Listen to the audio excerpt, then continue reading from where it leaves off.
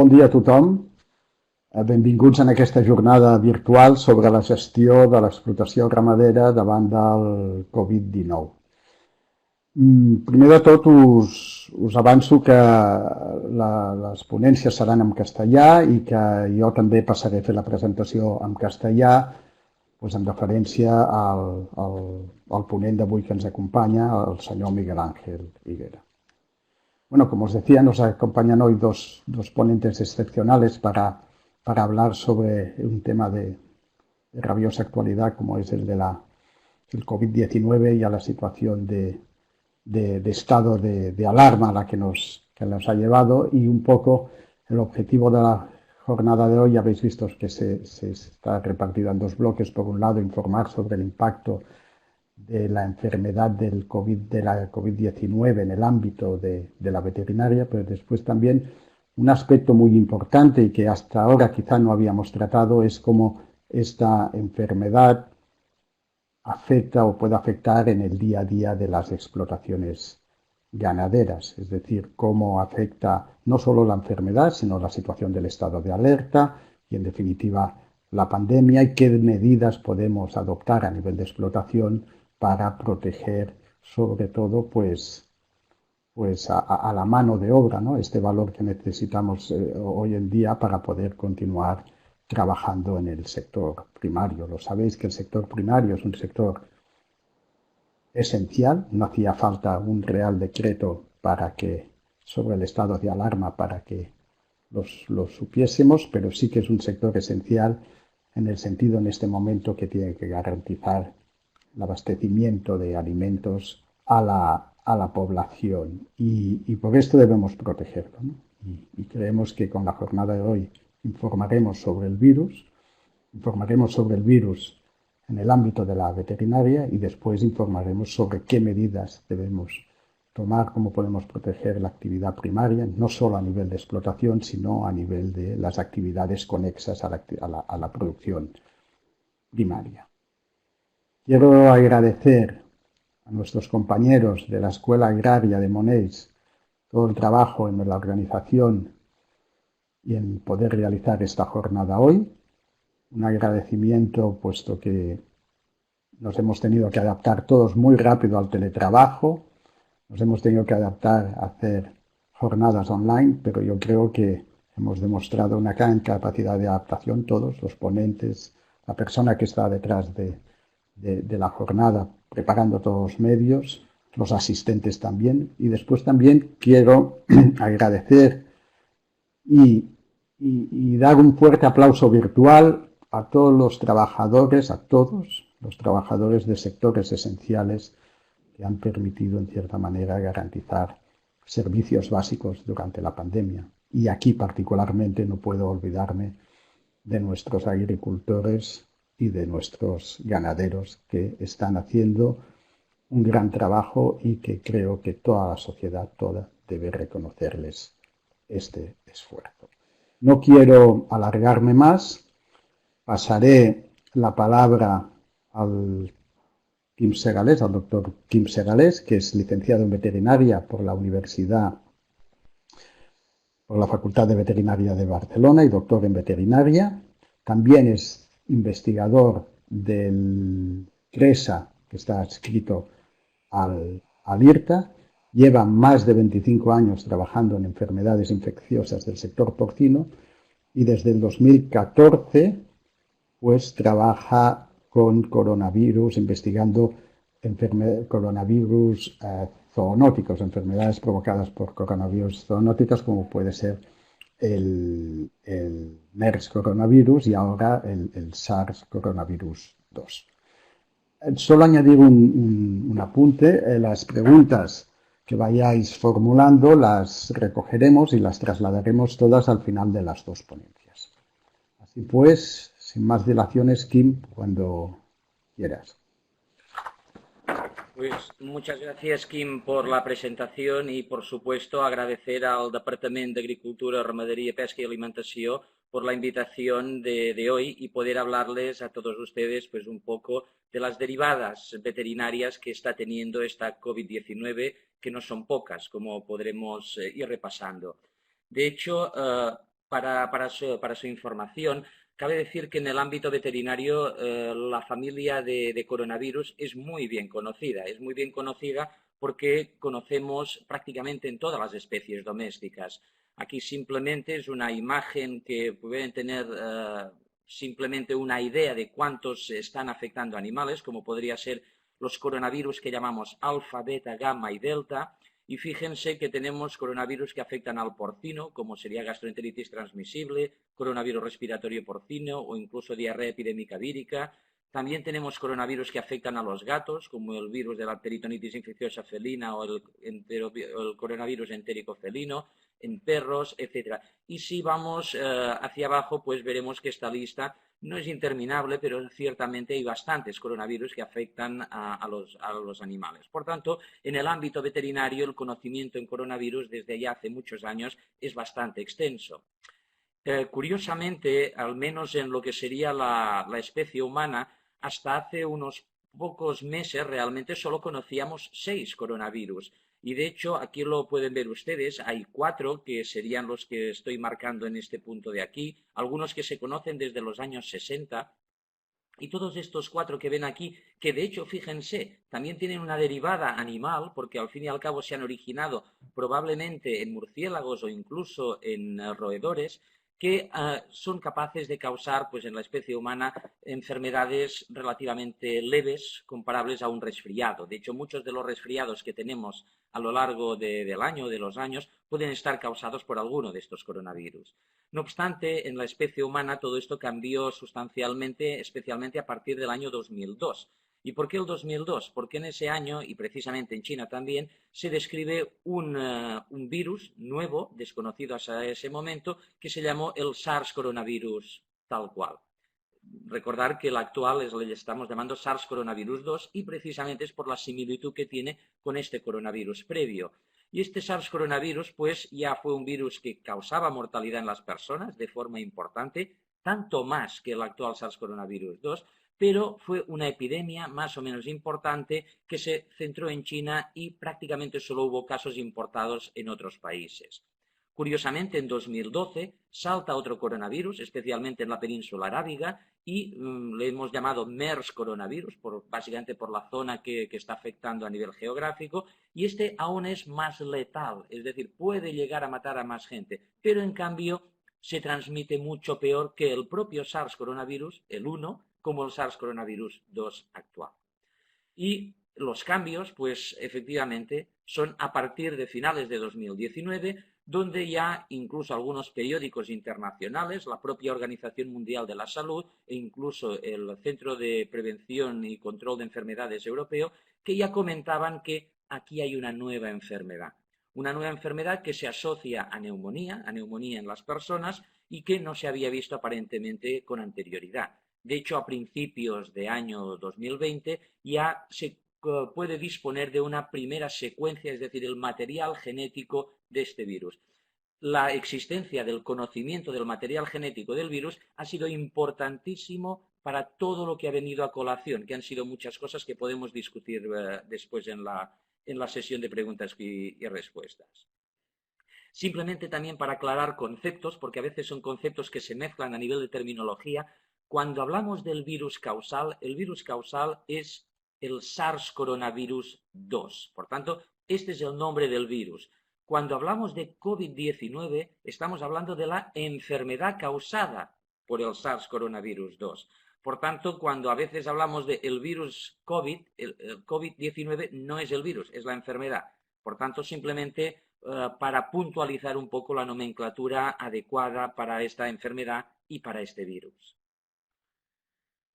Cuando hemos comentado, y Kim lo indicaba al principio, las derivadas que pueda tener la COVID-19 en relación al mundo veterinario, fíjense que, de hecho, hay muchos aspectos que podríamos tomar desde un punto de vista veterinario. Hay algunos que son más de interés de investigación, como podría ser el origen y la posibilidad de huéspedes o especies intermediarias, pero fíjense, seguridad alimentaria, los propios servicios veterinarios, y aquí Miguel Ángel con seguridad les podrá decir mucho más. También el papel que pueden jugar los veterinarios en comités de crisis, las mascotas, que también ha sido otro de los elementos importantes de debate en los últimos tiempos y que continuará siéndolo. la posibilidad de realizar infecciones experimentales con animales y la utilidad que puedan tener estas, e incluso finalmente voy a acabar una diapositiva explicando lo que estamos haciendo también desde IRTA-CRESA.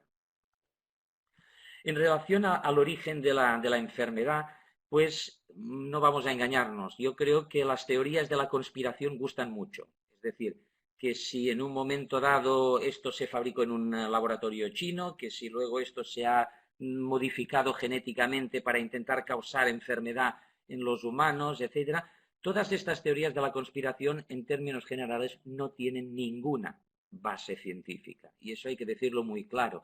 Es decir, el SARS coronavirus 2, el agente de la COVID-19 que conocemos actualmente, es un virus que con toda probabilidad es producto de selección natural. Y de selección natural en base en distintos posibles animales hasta llegar al hombre.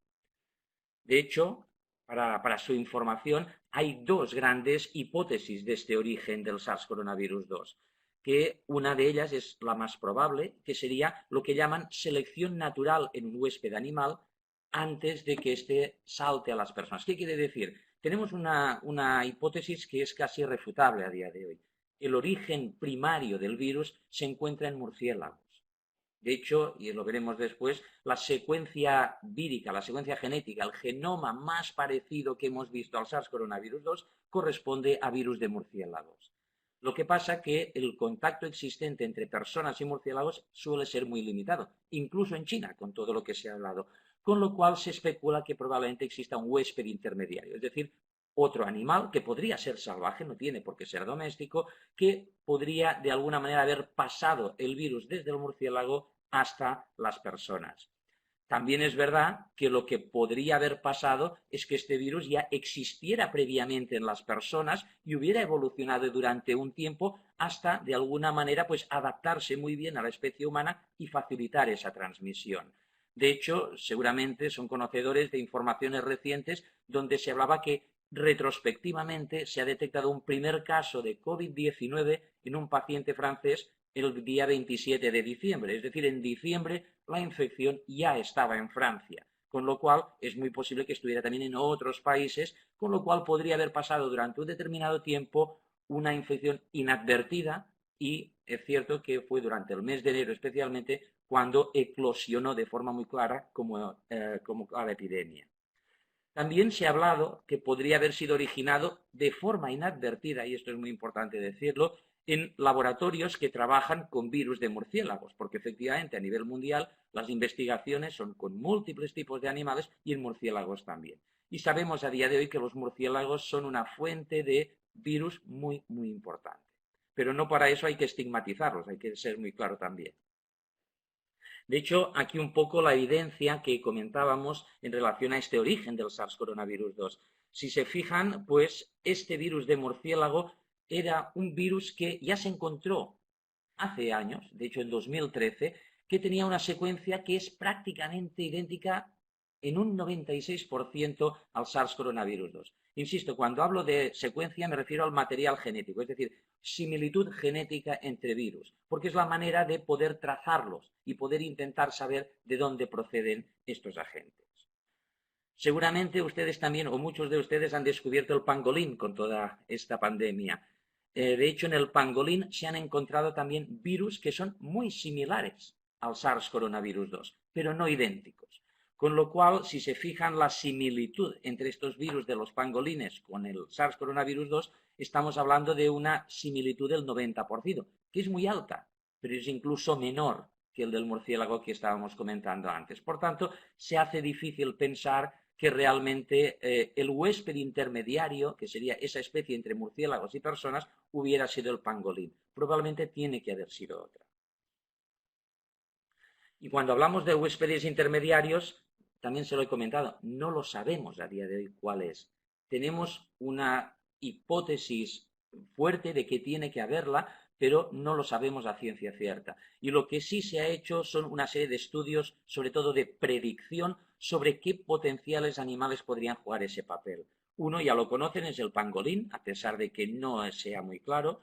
También se ha hablado de tortugas, y a día de hoy se piensa que no tienen nada que ver. Seguramente también oyeron hablar de serpientes en su momento, tampoco nada que ver. E incluso se ha propuesto la posibilidad de que jineta y pollos pudieran jugar un papel. De hecho, la jineta se ha propuesto en este caso porque ya en el SARS coronavirus del año 2002 pues jugó un papel. Y de hecho se considera que la jineta fue el huésped intermediario del SARS coronavirus. De todas maneras, estos son predicciones. ¿Qué quiero decir con ello? Que no hay aún ninguna prueba fehaciente de que puedan ser huéspedes intermediarios. Simplemente son sospechas. Vamos a entrar más en temas concretos que pueden ser mucho más cercanos a nosotros, porque ya no es investigación, sino que son situaciones reales. ¿Cuál es el impacto que ha tenido la COVID-19 en seguridad alimentaria? Bueno, desde ese punto de vista, la Autoridad Sanitaria Europea, la EFSA, tiene muy claro, no hay ninguna evidencia de que el coronavirus nuevo, el SARS coronavirus 2, se transmita a través de alimentos. A día de hoy no ha habido ninguna descripción de caso de infección a través de alimentos. Pero ojo, aquí sí que hay una serie de cuestiones importantes.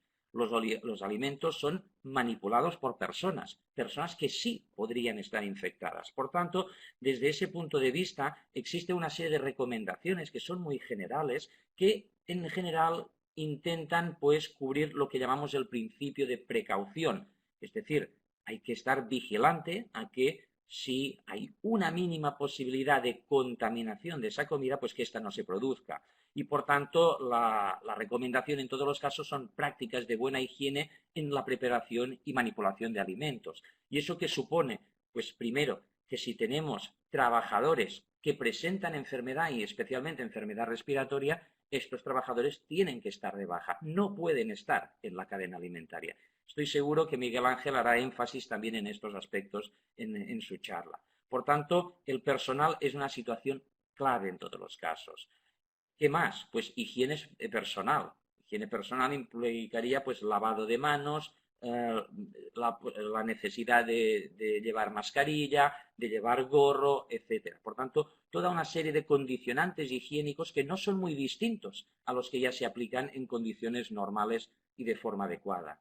También recomendaciones de la EFSA es que hay que cocinar bien la carne, intentar en un momento dado que si comemos carne, esté bien cocinada, porque en la eventualidad de que haya podido ser expuesta a coronavirus, el coronavirus es muy sensible a la calor. Por tanto, desde ese punto de vista lo eliminaríamos sin demasiados problemas.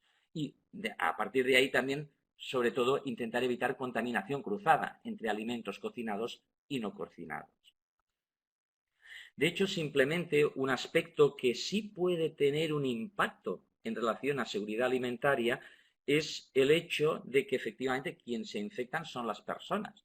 Entonces, si en un momento dado estas personas están infectadas y no van a trabajar, pues que falte una persona en una determinada cadena de trabajo puede no ser un problema. Pero si efectivamente hay un número de personas importantes afectadas, entonces eso sí puede ser un problema. Y el ejemplo sería en Estados Unidos, donde algunas plantas de matadero, por el mero hecho de que un porcentaje de los trabajadores importante sufrían COVID-19, pues lógicamente tuvieron que parar. Lógicamente, si para el matadero, estamos parando también lo que sería la cadena alimentaria per se. Por tanto, la posibilidad de que lleguen alimentos a la mesa del consumidor puede estar comprometida. Pero insisto, el compromiso viene por la afectación de las personas, no porque los alimentos puedan transmitir el coronavirus.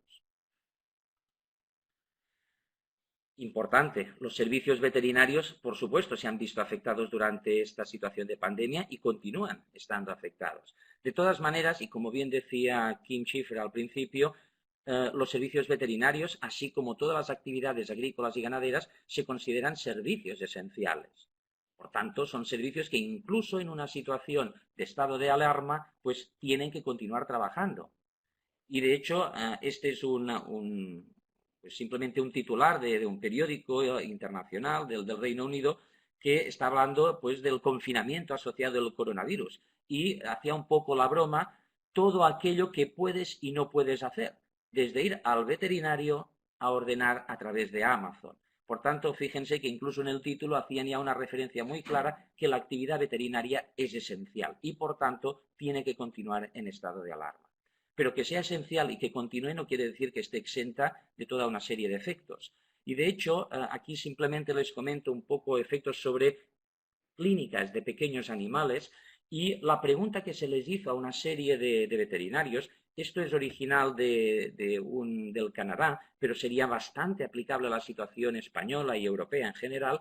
Pero la pregunta era, en vuestra clínica diaria en pequeños animales, ¿habéis alterado alguna operación que hacíais previamente? Y fijaos que aquí en porcentajes de respuestas pues nos están diciendo que sí. Por ejemplo, que hayan cerrado, hay muy pocos, como era de esperar, son servicios esenciales. Pero fíjense, la parte de implementar distanciamiento social lo han implementado un 88% de las prácticas veterinarias. ¿Y eso qué quiere decir? Lo veremos a continuación, pero no es la única cosa, porque en un momento dado también han pospuesto visitas que no eran de emergencia, quizá centrarse solamente en situaciones de emergencia, etcétera. Por tanto, efectivamente, toda esa actividad, que al fin y al cabo no es solamente una actividad asistencial, también tiene un componente, lógicamente, de actividad económica, ha sido afectada de alguna manera. Pero está claro, el distanciamiento social ha sido la medida número 1 y clara que han implementado. ¿Cómo han hecho este distanciamiento social? Pues, fíjense, en algunos casos simplemente han dejado al animal, pues, justo a la entrada de la clínica y el veterinaria o las personas que trabajan en la misma ya lo recogen. Por tanto, el propietario no entra en la clínica. O bien están en otra habitación y no están en la consulta. O incluso algo que ha incrementado de forma significativa es la telemedicina. Cierto que para cualquier actividad veterinaria clínica la presencialidad es importantísima, pero en una situación de estado de alarma y dependiendo de cualquier, o lógicamente de la gravedad de la situación, pues la telemedicina nos puede ayudar. Tenemos que recordar que en la especie humana precisamente la telemedicina la hemos utilizado por activa y por pasiva durante este estado de alarma, porque eran los propios médicos que nos recomendaban que en caso de que tengas un problema que es relativamente ligero, no necesite hospitalización, lo que hay que hacer es llamar a los teléfonos correspondientes, no personarse en unas urgencias. O incluso también comprar los productos veterinarios no en la tienda, sino a través de vías online. Por tanto, está claro que la afectación ha sido clara.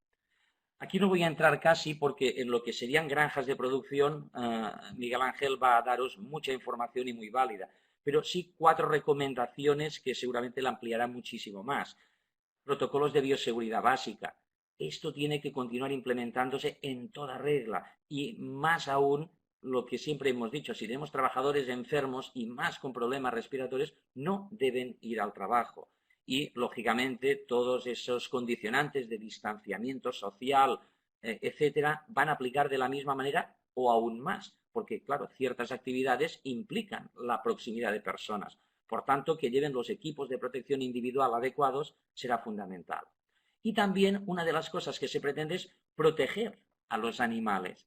Claro, en el momento que empezó esta pandemia teníamos un gran desconocimiento sobre qué especies de animales eran susceptibles al SARS-CoV-2, con lo cual sabemos si los animales de granja se pueden infectar o no. En ese momento no sabíamos prácticamente nada, ahora sabemos un poco más. No sabemos mucho más, pero sabemos un poco más.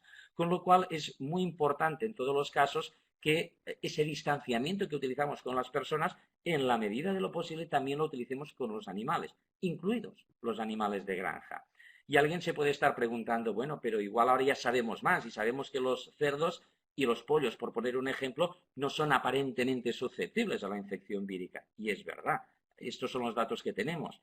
Incluso les voy a poner otro ejemplo que pues va en dirección contraria. En China, por ejemplo, se hizo un estudio con animales de granja, pero unos animales muy especiales, porque básicamente se realizaron en hurones, en este caso, hurones que tienen en condiciones de contención en granja, y, por ejemplo, de toda una serie de animales les hicieron PCR, RT-PCR para la detección del virus, y fueron negativos. Pero justo hace un par de semanas, pues se detectó el SARS-CoV-2 en 2 granjas de bisones en Holanda. ¿Qué es lo que sucede aquí? De hecho, los bisones y los hurones también sabemos que son susceptibles a la infección, son mustélidos, al fin y al cabo, están muy relacionadas filogenéticamente y, por tanto, son susceptibles a la infección. Claro, no es lo mismo que se nos pueda infectar un animal concreto, una mascota, y luego hablaremos de ello, que se nos pueda infectar una granja donde hay muchísimos animales y donde el virus de alguna manera se puede establecer y mantenerse. Con lo cual, fíjense la situación de dos granjas, en este caso de bisones en Holanda, que fueron detectadas como positivas. Lógicamente, el origen de este virus fue en trabajadores que habían estado pasando la infección. De ahí la importancia de que un trabajador infectado o con signología compatible no debería estar trabajando en una granja. También simplemente comentarles que comités de crisis, lógicamente, ante un estado de alarma, una situación complicada por la pandemia a todos los niveles, pues los comités de crisis tienden a ser comités formados por expertos en distintas materias que puedan asesorar pues, a gobiernos, políticos, etcétera. Una de las cuestiones que ha sucedido, y de forma muy clara, es que hasta hace bien poco casi ninguno de estos comités de crisis contaba con ningún veterinario. Tenemos que pensar que los veterinarios, y especialmente los veterinarios de grandes animales o de animales de producción, somos los que estamos más acostumbrados a lidiar con poblaciones y enfermedades infecciosas, con lo cual ha habido mucha presión por parte del sector veterinario de que en estos comités de crisis pues, se tenga en cuenta también la voz de los veterinarios. Esto se ha conseguido en algunas comunidades autónomas, y de hecho aquí tienen la foto del doctor Elías Rodríguez Ferri, que ha podido o forma parte del comité de expertos en la Junta de Castilla y León. Ahora ya hay otros, pero él veía muy claro que a los veterinarios deberían de aprovecharnos más para estas situaciones, dado que estamos acostumbrados a lidiar con poblaciones y enfermedades infecciosas. En relación a mascotas, y es muy posible que entre ustedes pues haya mucha gente que tenga mascotas, pues directamente la Organización Mundial de la Salud dijo desde el primer día, estamos hablando desde hace ya meses, no semanas solamente, que no existe ninguna evidencia de que los animales de compañía, como podrían ser los perros y los gatos, puedan estar infectados con el coronavirus. A día de hoy esto ha cambiado. Sabemos que los gatos se pueden infectar y que los perros no se infectan fácilmente, pero pueden llegar a seroconvertir. Pero lo que sí sabemos es que no están jugando ningún papel en la epidemiología de la infección en las personas. De hecho, lo que sí se ha dicho desde la Organización Mundial de la Sanidad Animal, la OIE, es que no hay ninguna evidencia de que los animales de compañía transmitan la enfermedad. Y eso es vigente a día de hoy también, porque han salido una serie de noticias, y ahora las repasaremos, que daría la sensación de que nos tendríamos que preocupar. Bueno, sí que nos tenemos que preocuparnos de no transmitir las personas el virus a los animales. De hecho, en relación a mascotas, les hago aquí simplemente una visión temporal de lo que se ha conocido. Muchas veces puede haber habido otros casos, pero simplemente no se han registrado o no se han analizado. Pero fíjense que a finales de febrero ya se encuentra un perro positivo, hablan de un débil positivo por PCR frente al SARS coronavirus 2. Este animal no tenía sintomatología clínica. De hecho, las autoridades chinas lo pusieron en cuarentena y después de 14 días de estar en cuarentena, pues continuaron sin ver ningún síntoma clínico, y cuando fue negativo, porque lógicamente la detección de un positivo débil duró muy pocos días, pues se devolvió a su propietario. También fue curioso, 2 días después de devolverlo al propietario, el perro murió. Es verdad que era un perro de 17 años, por tanto es posible que tuviera muchas otras enfermedades, pero el propietario no accedió a la realización de la autopsia, de la necropsia del animal. El 19 de marzo, un segundo perro también es positivo en Hong Kong, aparentemente sin sintomatología clínica. Y el 25 de marzo comentan que ese perro que inicialmente fue positivo, el primero de todos, pues también había seroconvertido, también había generado una reacción de anticuerpos, con lo que vendría a decir que el animal efectivamente se infectó, a pesar de causarle una enfermedad muy leve o casi ausencia de enfermedad. Quizá la alarma más grande surge el 27 de marzo, porque en Bélgica se describe el caso de un gato que presenta sintomatología clínica moderada de tipo respiratorio y digestivo y es positivo a SARS coronavirus 2. No obstante, este animal pues también fue monitorizado y este animal pues pudo superar su problemática clínica sin problemas y también eliminó, por supuesto, la infección por SARS coronavirus. Pero lógicamente eso puso encima de la mesa la posibilidad de que los gatos fueran animales que se infectaran a partir de las personas. Y eso mismo se confirmó no solamente en gatos, sino en grandes felinos. Y, por ejemplo, ya en principios de abril, pues un tigre del zoo del Bronx en Nueva York también resulta positivo. Y se sospecha que un trabajador infectado fue la causa de que pudiera llegarse a infectar. Es más, se testaron más grandes felinos en este mismo zoo y hasta 8 animales en total han llegado a dar positivo. Y, curiosamente, estamos hablando de hace 15 días, aún no, pues otro perro, en este caso en Estados Unidos, también resultó positivo.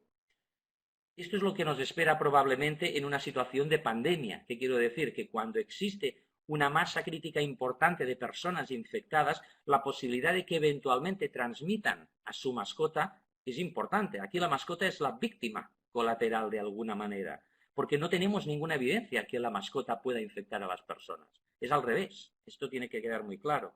Y de hecho, a día de hoy, estos felinos, pues sabemos que pueden infectarse y de hecho, para que se hagan una idea, en el mes de abril, 2 gatos más en Estados Unidos, otro gato en Francia, otro gato en China y desde hoy mismo que se hace público, un gato también aquí en España. Por tanto, esto es algo que va a ir sucediendo y se irá viendo en los próximos meses, con toda seguridad.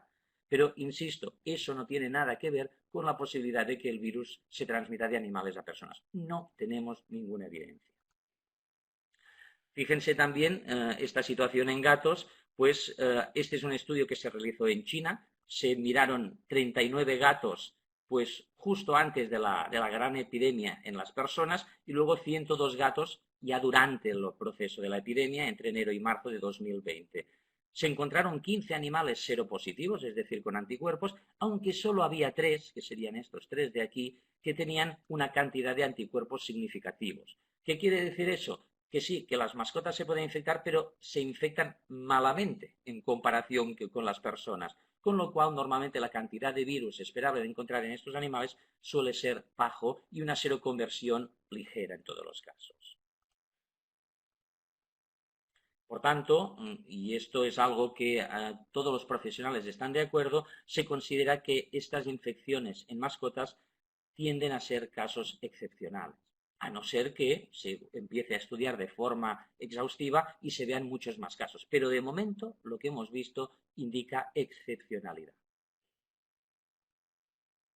Y, lógicamente, hay que ser muy cauto con las interpretaciones, porque en algunos países sí se ha empezado a ver que ha habido un incremento en el abandono de mascotas. No está justificado bajo ningún concepto, y eso hay que decirlo muy alto y muy claro en todos los casos. Esto no puede ser jamás una opción.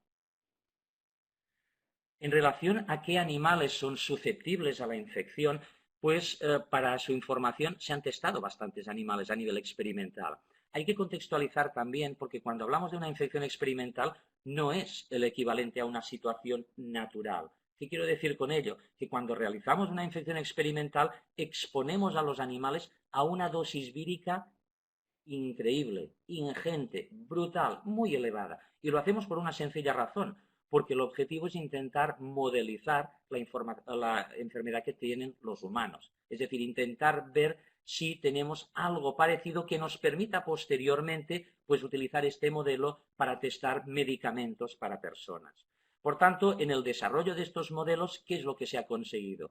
Pues fíjense, como mínimo se han testado estas especies que ven aquí, primates no humanos, un ratón transgénico, que es un ratón que sabemos que soporta la replicación por el coronavirus nuevo, los hurones, hámsters, murciélagos, gatos, perros, cerdos, pollos y patos. Al menos se han probado estas especies a nivel experimental. Pero claro, la pregunta del millón es no las que se han probado, sino cuántas de ellas son susceptibles a la infección, lógicamente. Y a día de hoy sabemos que pato, pollo y cerdo aparentemente no son susceptibles. Incluso el perro es poco susceptible a la infección, mientras que las otras especies efectivamente sí son susceptibles, por tanto se pueden infectar. Por tanto, contactos de personas con alguna de estas especies que estamos señalando aquí, pues podría haber efectivamente transmisión. Aún hay una pregunta más importante que quién es susceptible, sino de todos estos animales, ¿hay alguno de ellos que pueda transmitir, aunque sea a otro animal, de alguna manera? Bueno, la realidad es que esto se ha demostrado para el hurón y el hámster. Hay que recordar esas dos granjas holandesas donde los bisones se infectaron y por tanto ahí hubo transmisión.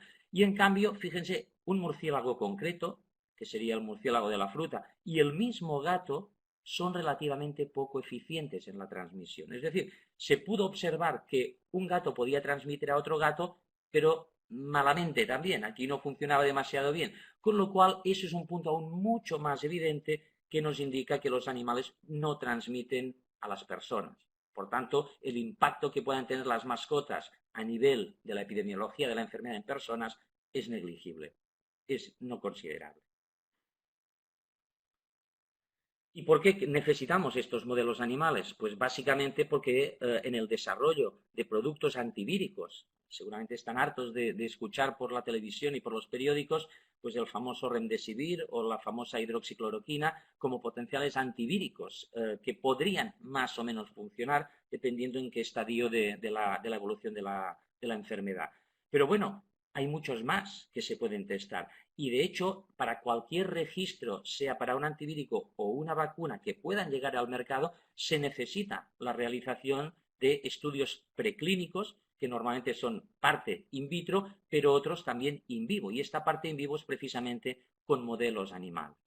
Y por tanto, es muy importante disponer de modelos animales que de alguna manera nos puedan decir, oiga, este producto funciona. Entonces, vamos a ver si también nos puede funcionar en humanos. Hay que recordar que también para que pueda registrarse un producto, además de estos estudios preclínicos, también hay los estudios clínicos. De hecho, hay 3 fases y en estos estudios clínicos es cuando efectivamente ya se prueba en personas.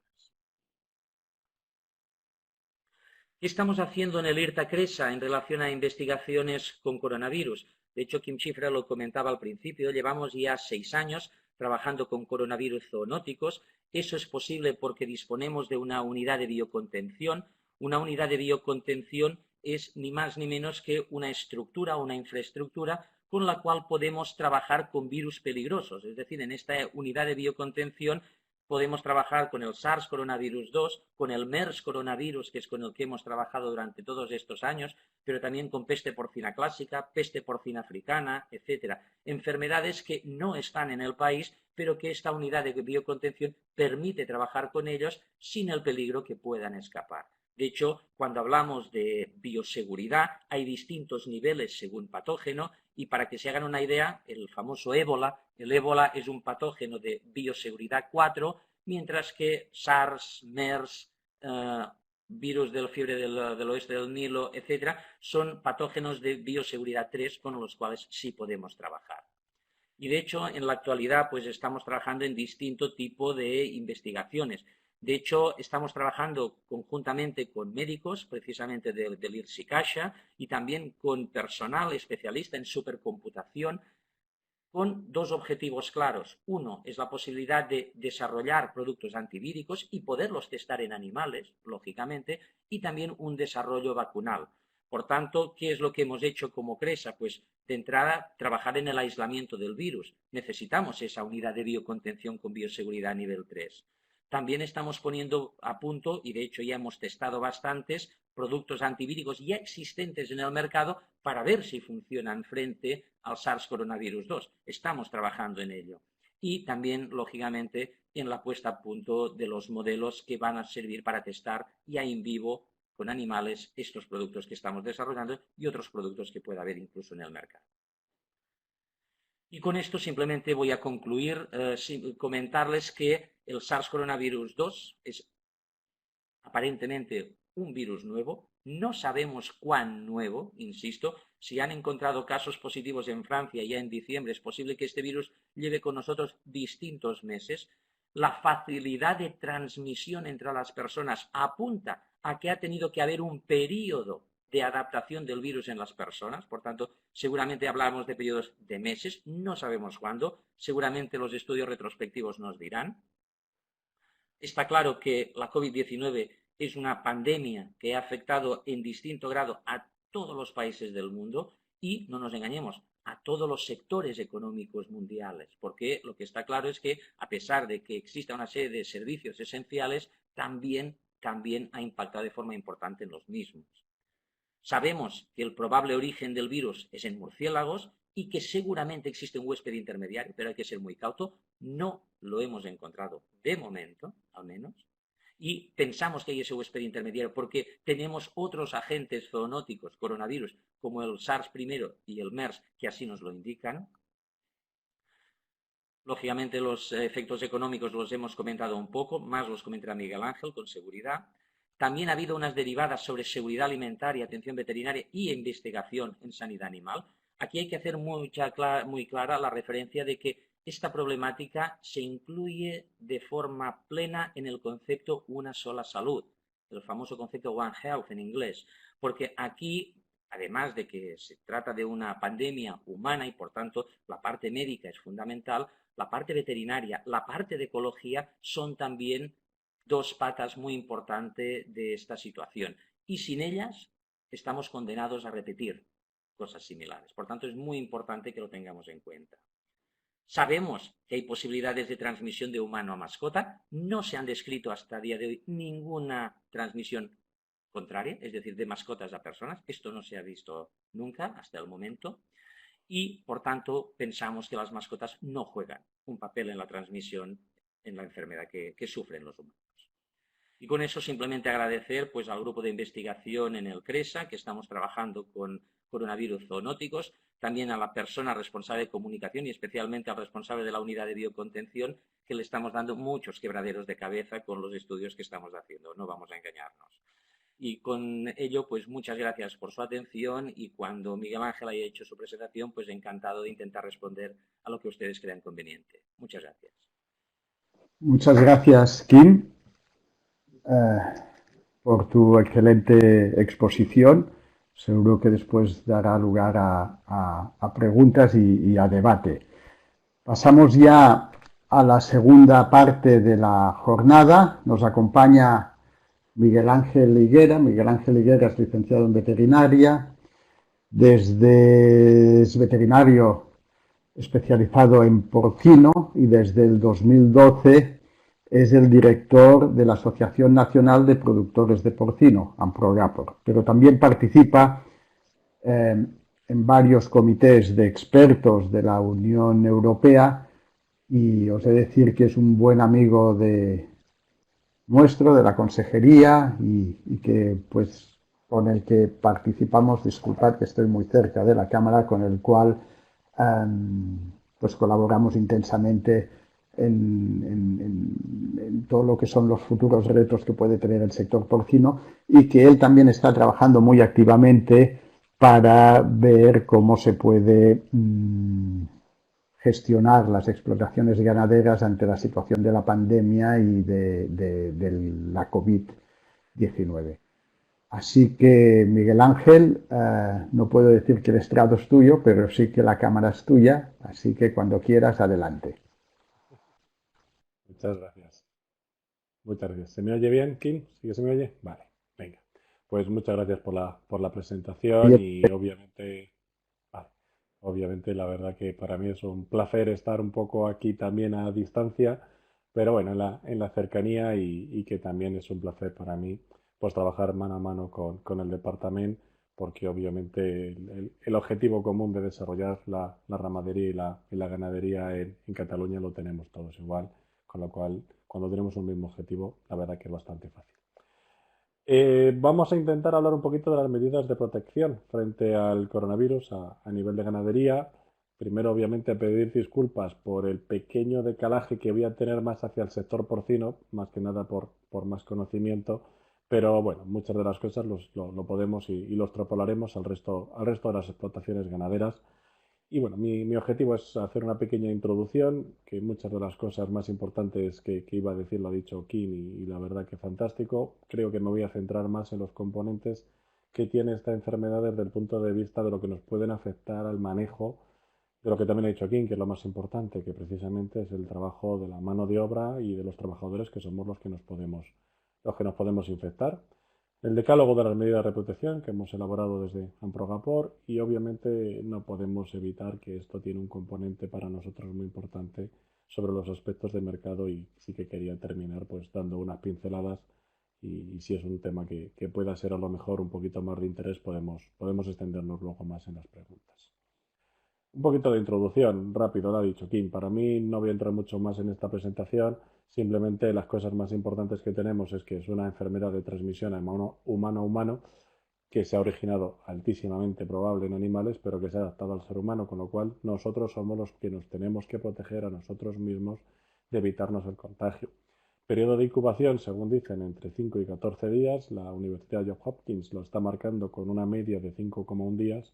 El problema que tenemos, y es una de las cosas que nos va a condicionar mucho cómo vamos a prevenir la expansión de la enfermedad, es que el periodo de excreción comienza antes de la aparición de los síntomas, con lo cual el peor de los casos que tenemos es una persona positiva, excretora, no sintomática, que la única forma que tendríamos de determinar si tiene la enfermedad es mediante test diagnósticos. Ahí es donde nosotros, y en ese escenario es en el que siempre hay que ponernos, que sea el peor, para intentar prevenir cualquier propagación de la enfermedad a nivel de granja. Según el Ministerio de Sanidad, el contagio es por contacto directo por secreciones respiratorias de una persona infectada con las mucosas de otra persona, nariz, boca y ojos, y que parece poco probable la transmisión por el aire a distancias mayores de 1 o 2 metros. Esto es prácticamente las primeras recomendaciones que ya publicaron desde el Ministerio de Sanidad en marzo de este año. Dos mapas de la situación a nivel del mundo. Esta es la situación por prácticamente el 7 de mayo actualmente y esta es la situación el 16 de abril. Vuelvo para atrás, vuelvo para adelante y vemos cómo efectivamente va evolucionando. En mayo es ahora mismo cuando tenemos que se está expandiendo sobre todo pues en Latinoamérica y en Rusia. Y lo que teníamos en abril, pues es que ahora mismo ya está reduciendo bastante la enfermedad, pues por lo menos en aspectos como puede ser en el caso de China. Y esto es una parte muy curiosa que lo publica Frontex a nivel de la Unión Europea y nos da un avance de cómo está la situación de los países respecto a la contención y a las medidas que tienen de prohibición de movimientos o de restricciones. Las diapositivas, las pequeñas, son desde el 1 de abril y el 16 de abril, como estábamos cada uno de los países en el 1 de abril, los países que estábamos en el 16 de abril, y esta es del 7 de mayo, en donde vemos que prácticamente casi todos los países, excepto realmente Suecia, pues hicieron un lockdown, un cierre total, y ahora ya estamos ya en una fase de que ya poco a poco diferentes servicios y diferentes opciones se van abriendo de una forma un poquito más paulatina, es decir, estamos ahora mismo a nivel de Europa en ese famoso desescalado. Ese famoso desescalado, para mí, desde el punto de vista de lo que vamos a hablar, que son las medidas de contención, pues precisamente cuando la gente me pregunta, dice, bueno, entonces ahora ya estas medidas tan rigurosas que teníamos implantadas ya habrá que aflojarlas. Desde mi punto de vista no. Desde mi punto de vista ahora es donde hay que hacer, y casi esto, una palabra que le robo a Segal, es un challenge hacia la población. Ahora vamos a desafiar a la población, vamos a empezar a salir a la calle e intentar minimizar el contacto con esa distancia social, pero es donde vamos a empezar a revisar si efectivamente tenemos una capacidad nuevamente de rebrote de la enfermedad. Entonces, ante esa dificultad que vamos a tener de diagnósticos de casos positivos y excreción del virus, pues es el momento en el que obviamente las medidas a nivel de protección a nivel de granja se tienen que mantener esperando a que precisamente a nivel social la enfermedad se vaya reduciendo. Esto también me sirve de forma introductoria para ver cómo ha ido la evolución y sobre todo para el siguiente cuadro. Estos son el número de casos diagnosticados positivos por coronavirus en España. Sabemos que esta es una diapositiva que está infravalorada, porque sabemos que hay muchos más casos positivos de los diagnosticados. Pero bueno, nos da una idea de cuál es la tendencia de la curva. Si más o menos tiene más pico o menos, tampoco nos importa mucho porque la verdad que lo que me sirve es para describir un poquito la situación, que es esta, de qué es lo que fue pasando. Y yo se lo digo así a todo el mundo. Prácticamente a principios de año, la fase del coronavirus es que lo veíamos en China, veíamos una enfermedad rara que estaban diciendo en China. Por las redes sociales parece que hasta, perdona por la palabra, nos reíamos de que habían hecho un hospital en 10 días, es decir, éramos bastante incautos. Luego la enfermedad empezó a llegar a Europa y veíamos que la teníamos en Italia. Y ahí yo creo que tuvimos una fase clara de subestimación de la enfermedad, hasta que llegó el famoso 14 de marzo, estado de alarma, todo el mundo en casa, y el 29 de marzo, donde ya todo lo que no eran las actividades esenciales y los operadores críticos tenían que parar. Actualmente ya estamos en el proceso de desescalada, que van a ser, pues entre fase y fase, tendrán que ser 2 semanas y siempre y cuando cambiaremos de fases, dependiendo de cómo tengamos la capacidad sanitaria a nivel de hospitales, cómo será la epidemiología de la enfermedad, la movilidad de las personas y también los factores socioeconómicos que obviamente son bastante importantes. Desde nuestro punto de vista, pues nosotros como sector porcino y a nivel, obviamente también que lo hicimos extensible a toda la ganadería, pues la primera fase fue asegurar poder trabajar, es decir, poder operar a nivel de granja. Y eso la verdad que también lo ha dicho Kinsifra, que nos pusieran el objetivo de ser un sector esencial es maravilloso. Ya lo sabíamos, pero siempre queda mejor que lo diga otra persona. Es decir, que nosotros digamos que somos imprescindibles para el día a día, queda bien, pero somos arte y parte, por así decirlo. Pero que nos lo pongan en un real decreto que somos esenciales, fantástico, teniendo en cuenta las dificultades de por qué nos han catalogado como sector esencial. Y claro, en esa primera fase lo que había que hacer era proteger la mano de obra. Si el Real Decreto se hizo público el 14 de marzo, nosotros el 13 ya hicimos la primera versión de las medidas preventivas. El 14 ya es cuando se puso el estado de alarma. El 15 nosotros ya hicimos la segunda versión de las medidas preventivas, la compartimos con todo el mundo, incluso con todas las otras interprofesionales y sectores ganaderos, para que si cada uno podía basarse en nuestras recomendaciones para su propio sector, pues bienvenido sea. Y igualmente también hemos tenido la suerte de compartirlas ampliamente con Latinoamérica. Hemos trabajado muy de mano a mano con el Ministerio porque era una situación muy nueva y para poder mantener el ritmo de operación teníamos que resolver dudas muy rápidas y ahí reconocemos que incluso operando desde casa con los funcionarios y con los directores generales hemos trabajado francamente muy bien con respuestas muy rápidas, que era lo que necesitábamos, sobre todo desde el punto de vista de que el Real Decreto de estado de alarma pues parece que te cerraba muchas puertas y eso te podía limitar la capacidad de operación y operatividad de las granjas, como por ejemplo en el tema del transporte de trabajadores. Gestión de problemas con el Ministerio. Teníamos un comité de análisis diario de cómo se estaba comportando el mercado, reportábamos todos los días qué es lo que pasaba a nivel de mercado, a nivel de producción y a nivel de granjas al Ministerio y obviamente pues íbamos adaptando la normativa de este estado de alarma. La siguiente fase ya fue pues, en ese famoso 29 de marzo, donde ya todo lo que no era esencial ya paró.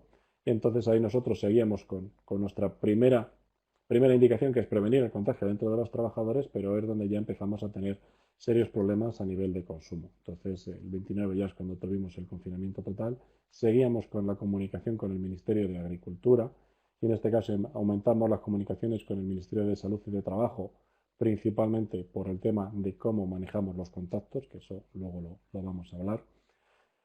Asegurar la cadena cárnica, es decir, asegurar que tanto las granjas como todos los sectores anexos que van a la cadena cárnica pues pudieran trabajar y para eso en este caso también en el Estado, en la ley, que fue el Real Decreto Ley del 10 del 2020, también se siguió manteniendo como que nosotros éramos un sector esencial y que todo lo que trabaja a nuestro lado son operadores críticos y obviamente para nosotros eran dos aspectos eran muy claves y siempre lo hemos marcado desde el principio, que era la gestión a nivel de sacrificio, a nivel de matadero, porque son cuellos de botella y así al fin y al cabo lo ha demostrado desafortunadamente en Estados Unidos que un cuello de botella tan importante como los mataderos puede ocasionar una crisis muy fuerte tanto de abastecimiento a nivel de la población como de atasco de niveles a nivel de granja. Ese cuello de botella lo identificamos rápido como que era uno de los problemas. A nivel de España y prácticamente en casi todas las especies, pues no hemos tenido grandes problemas, hemos tenido reducción en el número de sacrificios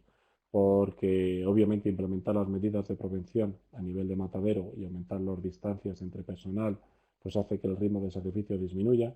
Algunos mataderos que han tenido algún caso de manejo de contactos, con lo cual ha reducido la plantilla, pero realmente hasta el día de hoy no hemos tenido y no hemos visto la necesidad de tener que parar.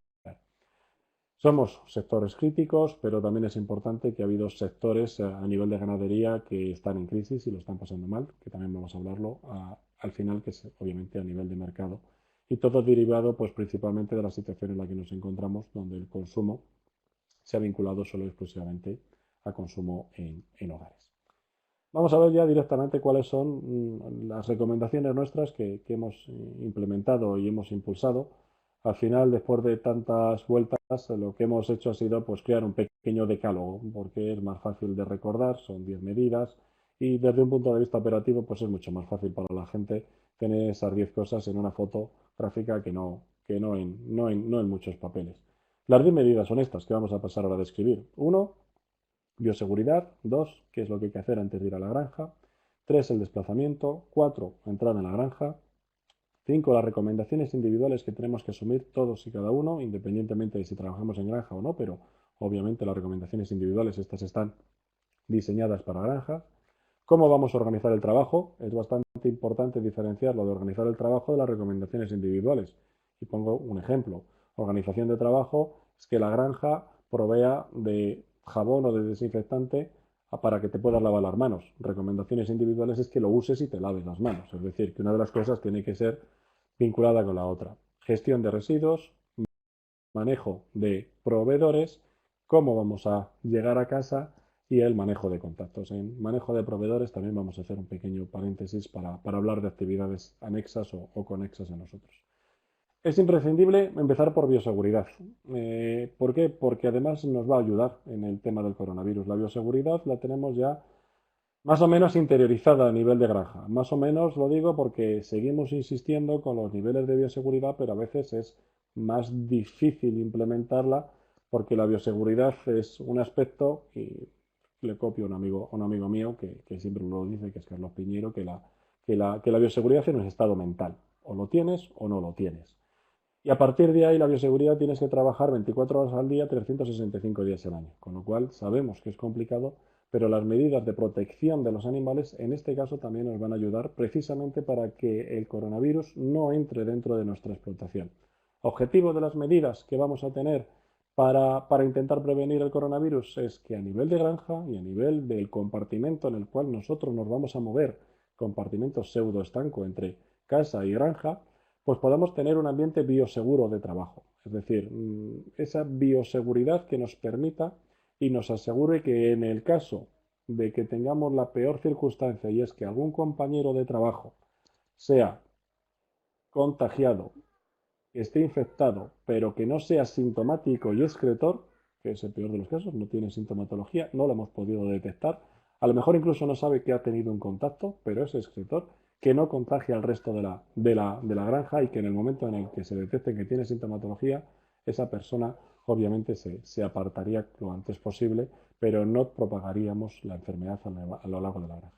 Familias de bioseguridad no voy a entrar en ellas porque ya las conocéis. La más importante para nosotros desde el punto de vista de los animales e indispensable es vallado perimetral. Si una granja no tiene un vallado perimetral, ya mejor no entrar dentro a mirar qué. Es decir, ya es absoluta tontería. Si ya una granja no sabe diferenciar cuál es la parte suya propia de la granja del exterior para que no entre ni siquiera otra persona, pues ya va a ser bastante difícil que le hagas entender cuáles son las medidas de biocontención de la sanidad dentro. O sea, para mí el vallado perimetral es un filtro directamente por la mentalidad que va a tener esa persona hacia la sanidad de su explotación. Pero dentro de las medidas de bioseguridad habíamos descrito una, en este caso nosotros, este es el decálogo que habíamos hecho con Interpor, lo teníamos puesto como número 9, que es la limpieza y desinfección. Siempre lo habíamos contemplado desde el punto de vista de que cualquiera de nosotros, al entrar en una granja, puede ser portador, llevar encima algún virus que pueda afectar a nuestros animales. Es decir, lo de la limpieza de manos, cambio de ropa, ducha, siempre se ha hecho pensando en yo llevo alguna enfermedad que pueden afectar al resto de los animales. En este aspecto nosotros vamos un paso más allá y es que ahora mismo lo que tenemos que hacer es protegernos para evitar que nosotros podamos transmitir la enfermedad de unas personas a otras. Antes de ir a la granja, tenemos unas medidas dentro para minimizar los contactos que podamos tener antes de ir a la granja. Y eso, pues yo creo que todo el mundo tiene que tenerlo claro, que tenemos que hacerlo. Un momentito, muy bien. Que tenemos que tener claro que tenemos que comportarnos como personas lo más cívicas posibles para saber que tenemos que emplear las medidas de fuera del hogar de minimizar los contactos para tener un distanciamiento social y una protección individual. Si tenemos una sintomatología compatible, pues ya directamente no podemos ir a la granja. Es decir, tenemos una sintomatología, ya veremos si somos o no somos positivos a la enfermedad, pero por lo pronto ya tenemos que tener esa precaución. Registrar la temperatura corporal antes de salir de casa. Esto podría ser una muy buena medida para decir, oye, voy a poner un filtro para decir, oye, si ya tengo una temperatura que puede estar en 37, 37,3, oye, pues cuidado, puede ser que tenga una sintomatología compatible. La sintomatología la veis ahí. Tos, fiebre y sensación de falta de aire. No es que sea identificativo del coronavirus, es de un proceso respiratorio de vías altas, pero obviamente, dada la situación, nos tiene que hacer sospechar. En caso de sospecha, aviso al encargado responsable o al compañero de granja para decirles que no puedo ir, que no puedo ir a trabajar. Y obviamente, si me encuentro francamente mal o tengo algún problema, pues tengo que estar en contacto con los servicios de salud. Siguiente paso, vamos a hacer el desplazamiento. La recomendación es el desplazamiento de forma individualizada. En el caso de no disponer de vehículo propio, pues hay que compartirlo. Y eso fueron uno de los principales problemas que tuvimos al principio del estado de alarma de cómo se podían hacer el transporte de animales, de personas a la granja y el traslado conjuntos. ¿Por qué? Porque obviamente las granjas no tienen transporte público a las que se puedan llegar y las recomendaciones primeras, pues ya lo sabéis que son esos para vehículos de 5 y 6 plazas, solo una persona por cada fila y en posición diagonal. Para vehículos de 7, 8 y 9, pues ya sí que 3 personas, una por fila, también en posición diagonal. Ahora mismo ya tenemos el proceso de desescalada, se permiten 2 personas por fila, siempre que estén en los extremos y con material de protección individual. No obstante, yo sigo recomendando que hasta que no sepamos exactamente cuál es la situación del movimiento del virus a nivel social, pues habría que seguir manteniendo unos niveles de protección adecuados a nivel de granja. Hacemos la entrada de granja, ya hemos llegado. Las principales es el escalonamiento de acceso a granjas. Intentar evitar estar en contacto en sitios cerrados con el resto de compañeros. Esto es una de las medidas que luego vamos a repetir dentro de la estructura de trabajo, pero es también importante que nosotros sepamos que tenemos que marcar esas distancias a nivel de vestuarios. Utilizar medidas de protección personal, sobre todo el tema de mascarilla. Establecer un registro de control de temperatura corporal, eso sí que es una cosa que tiene que marcar la empresa a nivel de la entrada a la granja, saber exactamente y comprobar la temperatura que tienes cada uno. Lo he podido tomar en casa, pero no está mal tener un listado de qué es lo que nos pasa a todos. Lavado de manos antes de hacer cualquier cosa. Separación física, eso de 2 metros. En la diapositiva está la gráfica que hicieron directamente de la Organización de Productores de Ohio en Estados Unidos, que la verdad que es bastante bonita. El distanciamiento social, el estilo granjero, esos 2 metros que son 2 cerdos, esos 2 metros que son 6 lechones, y lo traducimos a otros animales, pues sería una vaca entre medias de 2 personas, por ejemplo. La ropa de la calle, separarla entre trabajadores. Si tenemos taquilla individualizada, mejor. Si no tenemos una taquilla individualizada, pues una bolsa de plástico hermética donde metamos nuestra bolsa y así estemos seguros de que no tocamos con la ropa de nadie. E igual el calzado de la calle, depositarlo en una bolsa para que no entre en contacto con nadie. Ducha y ropa específica de la granja, si es posible, obviamente. Casi todas las granjas hoy en día pues ya van teniendo ducha, pero si no, pues por lo menos específico la ducha, la ropa específica para trabajar en granja diferente a la que salgamos de la granja. Luego pasaríamos a las recomendaciones individuales, es decir, lo que cada uno de los trabajadores deberíamos implementar para protegernos del coronavirus. Las 4 primeras son las típicas medidas de higiene personal, que es lavarse las manos frecuentemente, sobre todo a la entrada y salida de las zonas comunes, evitarse tocarse los ojos, la nariz y la boca, toser y estornudar cubriéndose la boca con el codo, usar pañuelos desechables y luego vamos a ver qué hacemos con ellos. A nivel de granja, utilizar vías telemáticas para comunicarnos entre unos y otros, es decir, ya las órdenes y la comunicación dentro de granja. Vamos a intentar hacerlos cara a cara. Podemos utilizar otros métodos que podemos tener a nivel de granja y ya pueden ser directamente desde teléfonos hasta notas o hasta los tablones de anuncio. Mantener una distancia mínima de seguridad, esos 2 metros, creo que a nivel de granja es fácil de poder hacer. A nivel de matadero, pues es obviamente más complicado. Y en el caso de tener que hacer acciones conjuntas con otro trabajador en una forma pues que no podamos respetar esa distancia, pues por lo menos equiparnos con material de protección individual para reducir la posibilidad de contactos. Evitar saludos, besos, manos, abrazos, pues obviamente todavía no es el momento. Tenemos ganas de hacerlo, pero todavía no es el momento. No compartir material entre trabajadores, y si tenemos que compartir material, pues aplicar una solución pues, hidroalcohólica o de desinfección para que si tenemos que compartir o tenemos que utilizar un cepillo o una pala o algo para la granja, que cuando lo dejemos pues esté limpio y desinfectado para el siguiente trabajador. En el caso de que tengamos sintomatología, comunicar al encargado, porque obviamente tener una sintomatología compatible con un proceso de coronavirus, pues lo que hay que hacer es automáticamente poner en cuarentena a esa persona en casa y ver qué síntomas tiene, pues acaso necesita cuidados mayores. Una cosa muy importante que siempre hemos marcado es que estamos ante una situación nueva. Nosotros, desde el punto de vista de Progapor, hemos hecho estas recomendaciones, pero todas las propuestas de mejora, las dudas que se tengan, tienen que ser bienvenidas a nivel de granja. Cualquier persona puede hacer una recomendación de que cualquier procedimiento de trabajo que se haga se puede mejorar desde un punto de vista bioseguro, con lo cual, muy bienvenido tienen que ser todas las propuestas de mejora. Tratar de ventilar adecuadamente las instalaciones. A nivel de ganadería, pues esto es más o menos normal. Podremos tener a lo mejor zonas puntuales, por ejemplo, en granjas de porcino podrían ser una sala de destete que a lo mejor podría estar no adecuadamente ventilada, pues es el momento de cumplir las recomendaciones y con las recomendaciones de ventilación de los animales es más que adecuado.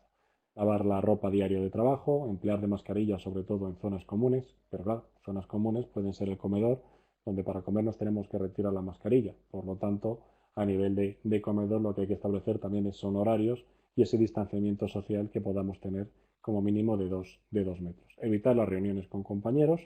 Limpieza y desinfección de las instalaciones entre grupos de trabajadores para que cuando ha pasado un grupo, pues el siguiente se lo encuentre limpio y desinfectado. Precaución con el uso de guantes. Si estamos acostumbrados a usar guantes en la granja, los seguiremos usando, pero que no nos dé una falsa sensación de protección. Es decir, si nosotros hemos tenido la mala suerte de que tenemos un compañero que tenga coronavirus, haya tosido en una superficie, esa superficie la hayamos tocado nosotros con un guante y ese guante nos lo llevemos a la nariz, a la boca o a los ojos, pues nos estamos llevando el virus y el guante no te está previniendo. O sea, a veces es más fácil tener la mano desnuda y tener la sensación de suciedad para lavártela que no tener la mala sensación de protección vía guante. De todas formas, ya sabéis que muchos estéis acostumbrados a trabajar diariamente con guantes simplemente por higiene del trabajo sin problema, pero no olvidarse de que el guante per se también puede ser un portador del virus. Evitar compartir vasos y cubiertos, sobre todo a nivel de comedor y obviamente pues lavarlos con detergente después de utilizarlos.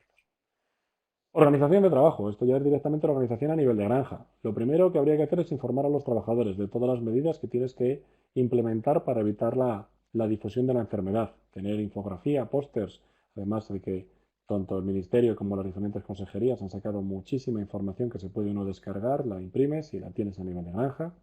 Hacer cursos de formación a trabajadores. Si tienes que hacer cursos de formación en prevención obviamente, de la expansión de la enfermedad, pues lo tienes que hacer online. Hacer un plan de acción. Un plan de acción pueden ser estos 10 mismos puntos de trabajo, puede ser un plan de acción. Protección de los trabajadores desde el punto de vista de lo que hemos comentado antes, escalonar la entrada para no entrar todos a la vez en la granja y compartir el vestuario juntos. Si no podemos, pues otra de las opciones es poder hacer turnos de trabajo, unos trabajadores por la mañana y otros trabajadores por la tarde, con una separación física y temporal entre unos y otros. Y en el caso, pues más peligroso de que se nos tengamos una plantilla infectada y tenga que estar en cuarentena en casa, pues poder tener un repuesto, una plantilla flotante, una captación de trabajadores. En el caso peor, que es que seamos nosotros solos los que estemos en nuestra granja y nos pongamos enfermos, pues obviamente nuestros animales tendremos que pedir ayuda a alguien para que se encargue de las condiciones mínimas. Prohibir las visitas no necesarias, no es el momento de recibir a nadie. Importante el tema del veterinario, lo han hablado los dos King, que es imprescindible la labor del veterinario. Entonces lo que hay que establecer es un protocolo específico para las visitas sanitarias. El veterinario que va a venir a la granja va a conocer la granja, sabe cuál es, porque es el veterinario que normalmente va a estar aquí, con lo cual podríamos desenvolverse perfectamente solo en la granja y comunicándonos perfectamente podríamos saber dónde va a estar el veterinario en cada segundo y cada uno de los trabajadores que tenga que estar en esa zona pueden abandonarla para evitar que una persona externa, que va a estar además en más contacto con otras personas, esté en contacto con nuestros trabajadores. Pero es imprescindible la labor del veterinario, y eso tiene que seguir. Y ha tenido, y así ha seguido siendo operativo. La empresa tiene que proporcionar material de protección individual a los trabajadores. Difícil al principio de la pandemia, ya lo sabéis, por acceso a los EPIs y porque la prioridad era la salud humana y prácticamente todas las comerciales pues tuvieron que ceder todos los equipos a sanidad humana. Disponer de material de limpieza y desinfección, lo que os he dicho, disponer de jabón en el baño.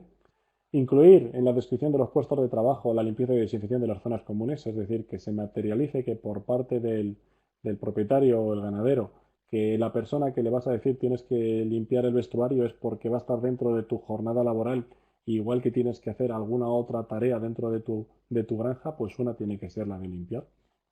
Tener la ropa específica, dotar a los trabajadores de ropa específica para la granja, cambio diario de la ropa específica para la granja, evitar los viajes no necesarios, suspender o aplazar las jornadas o cursos de formación, en el caso de necesitarlos que sean por medios telemáticos, y en el caso de tener personal de riesgo vulnerable dentro de nuestro equipo, pues ha sido el momento de que lo ideal sería apartarlo en el caso sobre todo de que estábamos anteriormente con una mayor probabilidad de contagio o desconocimiento de la situación de la enfermedad.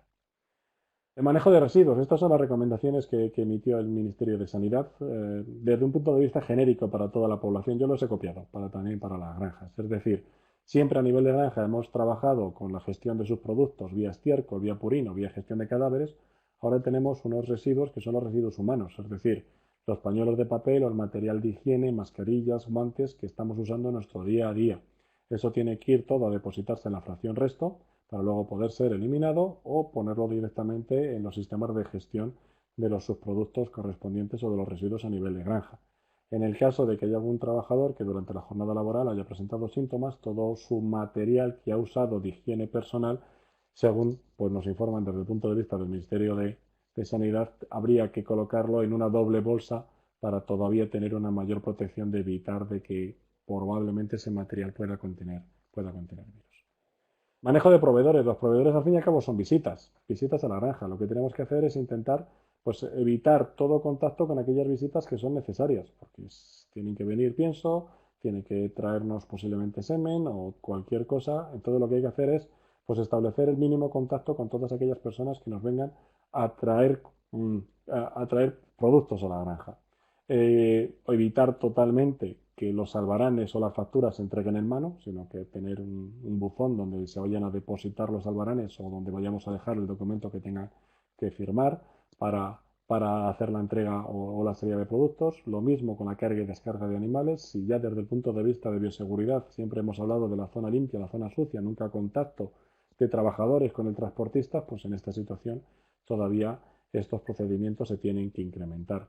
Organizar las compras para minimizar los pedidos, es decir, no podemos estar cada día llamando a la comercial veterinaria que nos traigan un frasquito de antibióticos. Hay que organizar un poquitito para tenerlo un poquito más claro que lo que necesitamos a nivel de material, ya bien sean desechables o ya bien sean material sanitario. Material y productos, esto también es una de las cosas que desde el punto de vista de bioseguridad se recomiendan, que es obviamente la limpieza de los embalajes antes de entrarlos dentro de la granja. Las granjas de mayor medida de bioseguridad tienen habitaciones específicas para desinfectar toda la noche anterior cualquier producto que vayan a entrar en la granja. Pues esas opciones ahora mismo son muy bienvenidas para evitar que la caja que embala un producto sea per se portadora del virus. Y en el caso de que podamos, pues siempre lo mejor es desembalar los productos dentro de la granja y ya introducir los frascos o los productos o el material dentro, fuera de la caja y así la caja no entra dentro. La persona que recepciona los productos debería ir equipada con material de protección individual y antes de reingresar a sus funciones en la granja, pues obviamente cambiarse. En este aspecto, el manejo de proveedores no solo nos afecta desde el punto de vista de que están en contacto con las granjas, sino también nos afecta desde el punto de vista de su operatividad, que son los que nosotros denominamos los operadores críticos. Los operadores críticos para la granja, pues empezando desde atrás, podrían ser los proveedores de alimento, fábricas de pienso, proveedores de material genético, ya bien sea semen o reproductoras, y los siguientes eslabones, el sacrificio, incluso recogida de cadáveres. Todo esto hay que tenerlo previsto, y hay que tener previsto que en cualquiera de los eslabones puede haber un problema. Lo he dicho antes, Quince Galés, uno de los problemas principales que hemos tenido a nivel del mundo y que nos está repercutiendo es el cierre de las plantas de sacrificio en Estados Unidos por incremento de contagio. Y eso es una de las cosas que nosotros tenemos que prever en España. Es decir, ¿qué pasaría si el matadero al que yo normalmente suministro los animales tiene que cerrar por coronavirus o tiene que reducir el ritmo de sacrificio? ¿Qué capacidad tengo yo de aguante de los animales para enviarlos? ¿Tengo capacidad de solo un día poderlos retrasar? ¿Tengo una capacidad de una semana? Tengo otras alternativas. Lo mismo con las fábricas de pienso. ¿Qué capacidad de almacenamiento interno de granja tengo? Llenar siempre los silos, no hacer medias llenadas para intentar precisamente disminuir la frecuencia de acceso de pienso a la granja, pero incluso también pensando en que a lo mejor una fábrica de pienso de un día para otro puede reducir un 10 o un 20% su capacidad de fabricación y en los casos más graves pues también incluso buscar otras alternativas de dónde suministrarte. Hemos trabajado, hemos intentado evitar el contacto con proveedores, llegamos a casa. También estas son las recomendaciones del Ministerio salud, es decir, al llegar a casa quitarte los zapatos y dejarlos cerca de la puerta, lavarse las manos con agua y jabón, todos los objetos que no vayas a necesitar en casa, tales como las llaves o la cartera, pues dejarlos en una caja cerca de la puerta para no entrarlos por casa y desinfectar los otros objetos que hayas usado fuera, como pueden ser el móvil o las gafas, antes de entrar en casa. Si has estado en ambientes cerrados con más personas de una manera continuada, también deberías tener un procedimiento específico para retirarte la ropa, aislarla en una bolsa de plástico hasta que procedas a lavarla, pero para evitar también la posible fuente de contagio por contagio con contacto con otras personas desconocidas. A nivel nuestro de trabajadores de granja, donde, como os he dicho antes, el objetivo es tener un compartimento estanco formado por casa-granja, granja-casa, por la minimización del contacto con otras personas es bastante importante, pero yo la semana pasada que estuve dando algunas charlas para Latinoamérica, pues me avisaban de que había algunos países de que francamente todas las noches estaban procediendo a desinfectar las calles porque consideraban un riesgo bastante importante la presencia de coronavirus a nivel de calle y que con la suela del zapato pudieras entrarlo a nivel de casa. Mm, no sé hasta cuánto hay que pasarse o quedarse corto. Siempre he pensado que nuestras medidas a nivel de contención son demasiado exageradas, pero siempre digo lo mismo. En estos casos más vale pasarte que no quedarte corto, porque todas las medidas que he visto hasta ahora son de fácil implementación, no requieren excesivamente costo y no van a alterar demasiado la rutina de una granja, un poco paulatinamente, pero esto nos quiere hacer que cuando podamos volver otra vez a la normalidad no van a ser relativamente dañinas. ¿Cuál es la otra cosa más importante que ha ido evolucionando? Pues es el manejo de contactos. Es decir, al principio de la epidemia, si habías casi visto, mirado o de refilón a una persona que hubiera tosido, automáticamente baja laboral 15 días y te quedabas en casa. Eso desde el punto de vista sanitario, pues obviamente es recomendable, no hay nada que hacer, pero desde el punto de vista del sector esencial, pues es complicado porque hoy nos podríamos quedar sin trabajo a nivel de granja o sin trabajo a nivel de matadero. Y siempre desde la misma reflexión, es decir, si eso lo aplicamos a todos los profesionales de los sectores esenciales, eso quiere decir que en España solo un médico podría atender a una persona positiva, porque automáticamente en el momento de estar cerca de una persona positiva, ese médico debería irse a casa. Bueno, pues para eso están las medidas de protección individual para intentar evitarlo. En el caso del manejo de contactos, pues hay que contemplar las diferentes casuísticas que nos podemos ir encontrando. Dentro de las casuísticas, lo ideal es que tengamos personas trabajadoras que sean todas negativas. Si son todas negativas, pues todas las medidas que hemos dicho antes, pues bueno, van a estar bien, pero no vamos a tener ningún problema porque son personas negativas. ¿Cuál es el problema? Pues que hayamos tenido un contacto con una persona. Ese contacto se puede materializar en infección, sí o no. Y una vez que tengas la infección, se puede materializar en sintomatología, sí o no. Es decir, el peor de las circunstancias en las que ya os estoy repitiendo muchas veces que hay que posicionarnos es en que tengamos un compañero de trabajo que haya contactado la enfermedad o no, porque no sea consciente que ha tenido contacto con la enfermedad, pero que esté infectado, que sea positivo excretor y no muestre sintomatología. Con lo cual esa persona va a estar desarrollando su función laboral normal y corriente porque se encuentra bien, pero puede estar trasladando la enfermedad. Por eso, para intentar evitar la transmisión de la enfermedad es por lo que hacemos todas esas otras 9 recomendaciones anteriores. Y ahora vamos a ir viendo cómo nos recomiendan que manejemos los contactos. Primero, si tenemos sintomatología, sin sintomatología o con sintomatología. Tenemos un contacto que no ha mostrado la sintomatología. Desde el Ministerio de Agricultura, del Ministerio de Sanidad, nos dividen entre tener un contacto estrecho y un contacto casual. ¿Qué se define como contacto estrecho? Pues contacto estrecho, primero, si tienes un contacto estrecho, no cabe ninguna duda, cuarentena domiciliaria durante al menos 14 días con vigilancia activa de aparición de sintomatología. No queda más remedio. Pero un contacto estrecho es aquella persona que haya proporcionado cuidados en caso probable confirmado de un paciente y que no hayamos tenido protección, es decir, cuidado de una familia a nivel de casa o convivir con una persona o estar con una persona menor de 2 metros durante un tiempo más de 15 minutos. Eso sería un contacto estrecho, por lo tanto, cuarentena domiciliaria. Si no es eso, tenemos un contacto casual. En tal caso de tener un contacto casual, lo que haremos es una vigilancia pasiva de síntomas y una restricción de movimientos, es decir, trabajo-casa, casa-trabajo. Y en este caso lo que vamos a hacer precisamente es implementar esas medidas de protección frente al coronavirus a nivel de trabajo para evitar que ese contacto casual se pueda confirmar como contacto positivo en el caso de lo que estamos hablando nosotros como ganadería, de que somos sector esencial.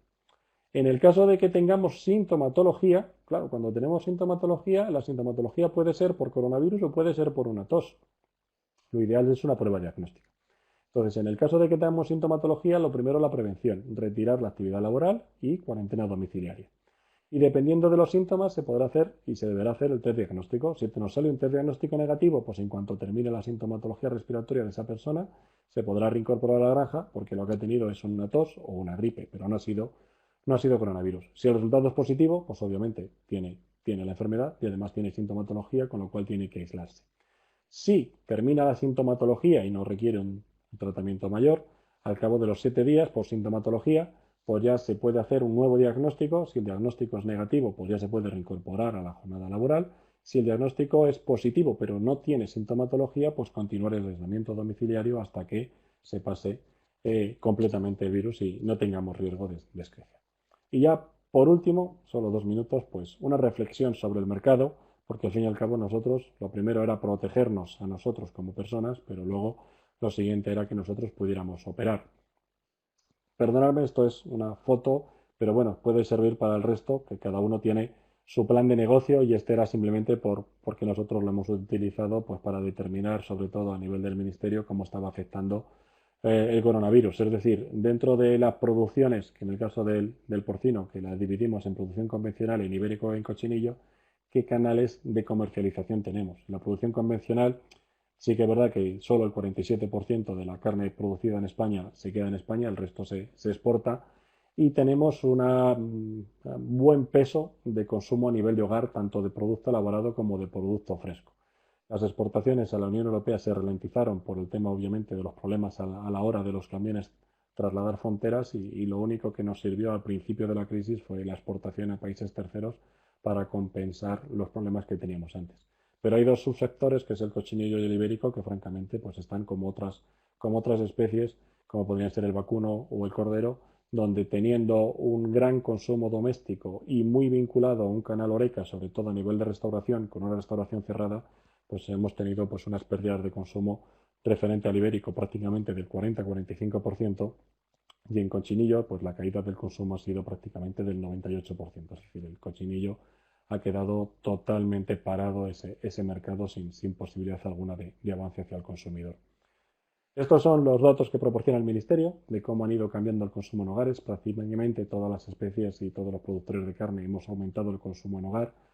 El ovino sí que lo tiene más dificultad, ha tenido una buena semana de crecimiento comparado con el 2019, pero era precisamente Semana Santa, es decir, toda aquella Semana Santa que se ha comido cordero más en casa. Pero en todos los sectores nos ha pasado lo mismo. Este incremento de consumo en hogares no ha compensado la bajada de consumo en restaurantes, con lo cual lo que hemos tenido al fin y al cabo es una pérdida de consumo en toda la parte. Y ahora lo que hay que hacer pues, es enfrentarnos a esta nueva situación. Nosotros ya hemos hecho estudios con empresas que nos están marcando cuáles son las tendencias y lo que nos recomiendan es que hay que canalizar las emociones en torno a nuestros productos para trasladarlo en acciones de compra, es decir, ir tratando esos valores asociados de ese compromiso que ha tenido la ganadería y la agricultura con el medio rural, con la España vaciada, dando de comer a las ciudades para revolver otra vez a retomar ese consumo.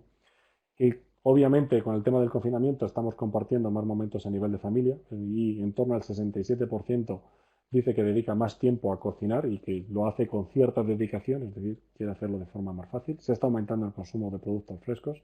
El 40% de la población dice que cocinará más de lo que lo hacía antes de la crisis. Y lo que hemos tenido, obviamente, y lo estáis viendo, es un consumo digital voraz, no solo sea por videoconferencias, uso de Internet, sino redes sociales y compras a nivel de redes sociales, donde la disposición del e-commerce pues, ha tenido un despunte espectacular de poniendo productos a nivel de casa. Y a nivel nosotros de producción lo que hemos tenido es unas dificultades que en algunos países se han materializado más, como es en Estados Unidos el tema del matadero, pero precisamente en esta crisis que estamos teniendo ahora mismo no hemos bajado ni ritmo a nivel de producción de granja, no es una crisis porque ya hemos incrementado en la producción o ya hemos tenido algún problema, no hemos tenido un problema con el consumidor porque rechace nuestro producto, hemos tenido y estamos teniendo un problema del canal de comercialización de nuestros productos, de cómo hacemos llegar los productos de la granja a la mesa. Esa es la crisis que hemos tenido a nivel de abastecimiento, porque el consumidor quiere consumir nuestros productos y nosotros no somos capaces de hacerlos llegar ni en el formato ni en las vías oportunas. Y ya para terminar, pues simplemente unas conclusiones de esa llamada nueva normalidad a la que esperemos llegar pronto, que es mis preguntas, que son mis conclusiones de preguntas. ¿Qué pasará con el distanciamiento social? ¿Se ha llegado para quedarse? Espero que no, porque reconocemos que nos gusta el contacto entre amigos. ¿Cómo va a ser el consumo en restaurantes? ¿Cuándo lo vamos a recuperar? ¿Qué canales de acceso al cliente tenemos que desarrollar? Tenemos que saber que no podemos centrarnos en tan pocos canales o tan prefijados. ¿Seguimos tener que proteger y valorizar el trabajo del trabajador, mano de obra? ¿Qué va a pasar con los viajes, turismo de hoteles, descubrir nuevas culturas y experiencias? Es decir, esto que antes nos gustaba mucho y todo, pues ahora mismo sabemos que va a haber un freno a nivel de turismo y movimiento de personas. Nuevo entorno digital, si esto va a ser nuestra nueva forma de trabajar, y obviamente el comercio electrónico que va a desarrollar un componente muy importante y es uno de los grandes triunfadores de esta crisis. Y como ha dicho Kim, pues cualquier pregunta que pueda surgir y que podamos contestar, pues estaremos encantados de hacerlo y muchas gracias por escuchar. Muchas gracias, Miguel Ángel, por esta interesante presentación y sobre todo por estas reflexiones. Yo creo que alguna de las preguntas que has formulado sí que va a suponer un cambio de modelo en algunos aspectos y espero que otras pues podamos recuperar poco a poco a la normalidad. Pues bueno, vamos entrando ahora en el turno de preguntas, vamos a esperar a ver si van llegando las preguntas. Mientras tanto, yo quisiera hacer algunas reflexiones sobre lo que habéis dicho, ¿no? Y apuntaba un punto importante, Kim Segalés, sobre el concepto de One Health, como se ve más reforzado que nunca en este episodio de la pandemia del COVID, de la COVID-19 y que si no lo entendemos estamos condenados a repetir. Y el papel de los veterinarios, es decir, cómo los veterinarios llevamos años trabajando con concepto de bioseguridad, de biocontención a nivel de poblaciones, sobre todo en todo lo que es la ganadería intensiva y quizá mucho más que los médicos, que tienen quizá mucho más interiorizado, quizá me equivoco, no lo sé, estos conceptos pues a nivel hospitalario o a nivel de gestión de atención hospitalaria. Y un poco la reflexión, ya sé que es muy difícil, ¿no? Pero nos sabe mal que no estemos más presentes en el ámbito de la salud pública en general y no os voy a preguntar el por qué, ni os voy a preguntar, pero sí, ni qué podemos hacer, porque la culpa seguramente es nuestra, ¿no? Pero qué opinión os merece esto, ¿no? O que de alguna manera yo creo que deberíamos revertir esta situación. Bueno, aquí es una opinión particular, pero yo creo que el sector veterinario como tal ha hecho, hace y hará un trabajo excepcional en toda una serie de acciones pues, que tienen que ver con la cadena alimentaria desde su base hasta llegar a la mesa. Lo que pasa también como sector, yo pienso que no nos hemos sabido vender jamás, en el sentido de que cuando uno ve otros colectivos, estoy hablando de médicos, farmacéuticos, abogados y tantos otros que podría poner encima de la mesa, que tienen un nivel de integración, coordinación de colectivo, no de individuos, que realmente son de envidiar. Por tanto, yo pienso que como no nos hemos sabido visibilizar desde un punto de vista social, en el momento que la sociedad tiene una emergencia, tampoco somos los primeros a que nos vienen a buscar, a pesar de que estemos ahí. Entonces, yo tengo la sensación de que si algo nos puede ayudar una pandemia como esta, también es a empezar a dar la cara, a empezar a salir en los medios de comunicación, a empezar a explicar todo aquello que hacemos y lo importante que es para que servicios esenciales se puedan mantener día tras día. Entonces yo creo que aquí el veterinario tiene mucho que hacer, pero hay que ir paso a paso, eso también soy muy consciente de ello, pero somos los primeros que o damos el paso adelante o jamás estaremos donde queremos estar. Nadie regala nada a nadie. Si no nos lo buscamos, no lo tendremos. Muy bien. Yo quería añadir una cosa también a lo que dice Kim, que estoy totalmente de acuerdo, y es que no nos sabemos vender en todas las cosas tan positivas que hemos hecho, quizá a lo mejor porque entendíamos que la sociedad a lo mejor no nos sabía entender, pero es que precisamente en epidemiología y en control de enfermedades a nivel poblacional y poniendo número de animales susceptibles dentro de controles poblacionales, estoy hablando de enfermedades de porcino, como puede conocer también Kim, como puede ser el circovirus, como puede ser el PIRS, los controles poblacionales manejando tal cantidad de efectivos y que podemos hacerlo de una forma exitosa, pues esos ejemplos no los hemos sabido trasladar a la sociedad porque a lo mejor o no nos entienden o a veces también tenemos esas reticencias de que ya casi empieza a decir alguien a ver si por la ganadería tenemos una enfermedad en los animales, en las personas, pero realmente todos los ejemplos de control poblacional y de epidemiología, creo que teníamos, esto es lo de siempre, ahora lo mirar desde el punto de vista actual, que teníamos que haberlo ido promocionando más según lo vamos consiguiendo para conseguir ese posicionamiento social de que efectivamente los que mayor número de personas podemos a, asimilar en el trabajo casi a nivel de cabeza somos los veterinarios. Un médico, no me cabe ninguna duda que a nivel individual es el mejor que podamos encontrar, pero a nivel de gestión de poblaciones es el veterinario por encima de cualquier otro sanitario el que tiene que estar allí. Y es que lo hemos hecho, es que lo hemos hecho. Es que hay muchas enfermedades animales que hemos erradicado o que incluso hemos controlado. Y nos falta a lo mejor Pues comunicarlo más a la sociedad. totalmente de acuerdo con vosotros dos. A ver si va a servir y si esta situación de crisis será una oportunidad para el colectivo veterinario. Nos llega una pregunta que es la siguiente. Me preguntan, ¿es mejor evitar actuaciones en granja que necesiten contacto próximo con granjeros de edad avanzada?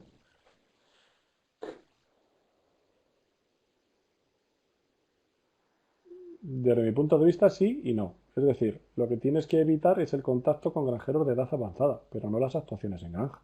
Es decir, nosotros en granja a día de hoy, a ver, sí que hay procedimientos a nivel, por ejemplo, veterinario, como podría ser una campaña de saneamiento, a nivel de ovino de leche, donde tenemos todas las ovejas en un mismo sitio, muy cerradas, si necesitas alguien que te la sujete, otro con el tubo, pues vas a estar durante mucho tiempo cerca de una persona. Pues bueno, para eso tienes los equipos de trabajadores, pero si tú tienes una persona vulnerable, pues no tiene que estar allí. Es que no pinta nada.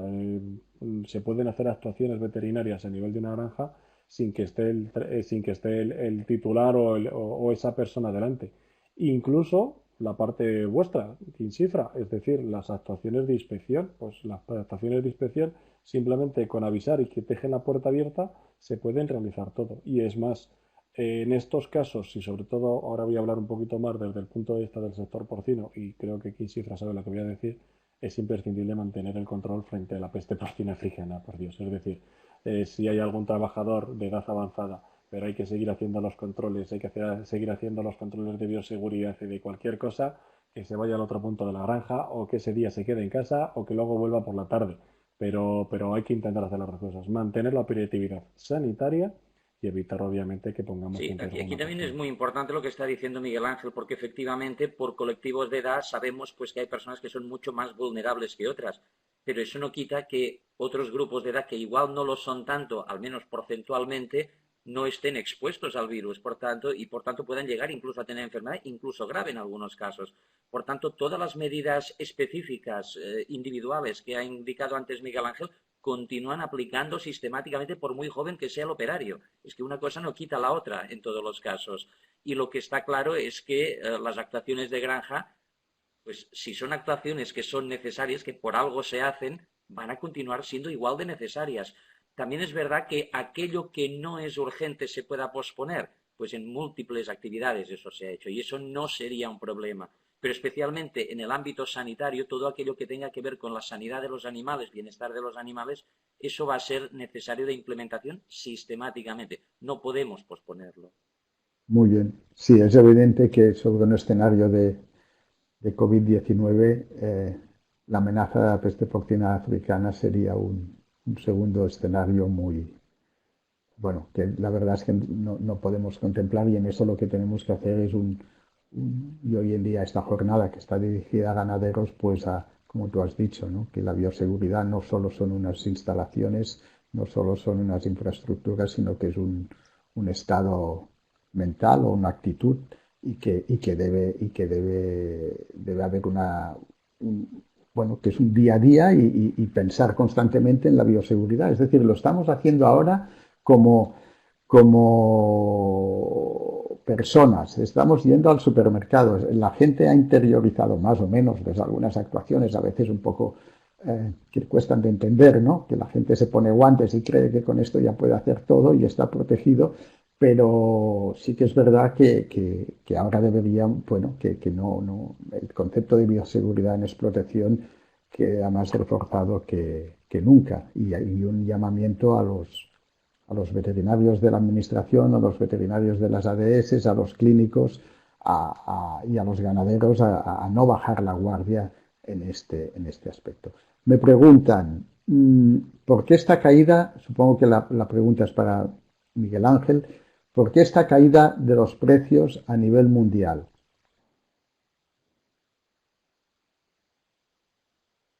Uy, interesante. Voy a centrarme en porcino y voy a explicar mi visión del nivel mundial de lo que está pasando en porcino. Obviamente todo esto se debe al coronavirus y primero repercusión es el cierre de los restaurantes y hoteles. Canal Horeca ha hecho que disminuya el consumo a nivel mundial, es decir, e incluso el incremento de consumo a nivel de hogares lo estamos compensando. Por lo tanto, hemos creado una sobreoferta sin darnos cuenta. Otro concepto a tener en cuenta, por ejemplo, dentro de la Unión Europea, pues lo que os he comentado antes, el comercio intracomunitario de la Unión Europea se vio limitado al principio, con lo cual países que estábamos moviendo mucho producto fuera, pues nos encontramos que el comercio hacia otros países estaba más dificultado, más retrasado. Tenemos un consumo interno más reducido, tenemos un comercio intracomunitario más complicado, lo único que nos quedaba es el barco y sacarlo fuera. Al principio era lo que mejor funcionaba, pero entró el gran desencadenante y la tormenta perfecta de esta situación que fue Estados Unidos. De Estados Unidos ya sabéis que ha ido prácticamente 2 o 3 semanas después del resto del mundo a nivel de coronavirus. Y en Estados Unidos se dan dos características. Una, la que también ya ha comentado antes King, que ese ha sido el cierre de los mataderos, que esa ha sido la clave, pero también la cultura americana. Todos aquellos que conozcáis un poquito Estados Unidos y la cultura americana, sabréis que el consumo en hogares es testimonial. Ellos prácticamente no cocinan en casa, todo lo hacen por Canal Horeca, ya bien sea por pedir comida o ya bien sea porque salen a restaurantes. Esos fantásticos restaurantes que tienen más espacio de parking que de restaurantes porque la gente, pues en vez de ir a la cocina a comer, coge el coche y se va a un restaurante. Es decir, el sistema alimentario de Estados Unidos está muy volcado en esa vía de llegar al consumidor, en el canal Horeca. Si vamos a los supermercados de Estados Unidos, el típico Walmart o cualquier otro supermercado, nos vemos que la venta de comida está francamente limitada. No es uno de los aspectos más importantes para el hogar. Con lo cual, todas las grandes plantas de producción en Estados Unidos están muy vinculadas a unos intermediarios que trabajan con el canal Horeca y que precisamente no tienen muy bien desarrollado cómo llegar al consumidor del Bronx en un supermercado pequeñito de una tienda que hay allí. Muy difícil de llegar. Se junta la tormenta perfecta y es que encima empezamos a tener contagio a nivel de trabajadores en plantas. Plantas que tienen que reducir su capacidad o que tienen que parar. Si tienen que parar, lo que han producido, pues eso es un atasco de animales a nivel de granja, que incluso las noticias dicen que los están sacrificando a nivel de granja porque es que ya no hay ni siquiera precio, es que ya no hay ni capacidad de sacrificio. Total, las plantas que están operando a nivel de Estados Unidos están teniendo un precio de adquisición del cerdo pues muy barato.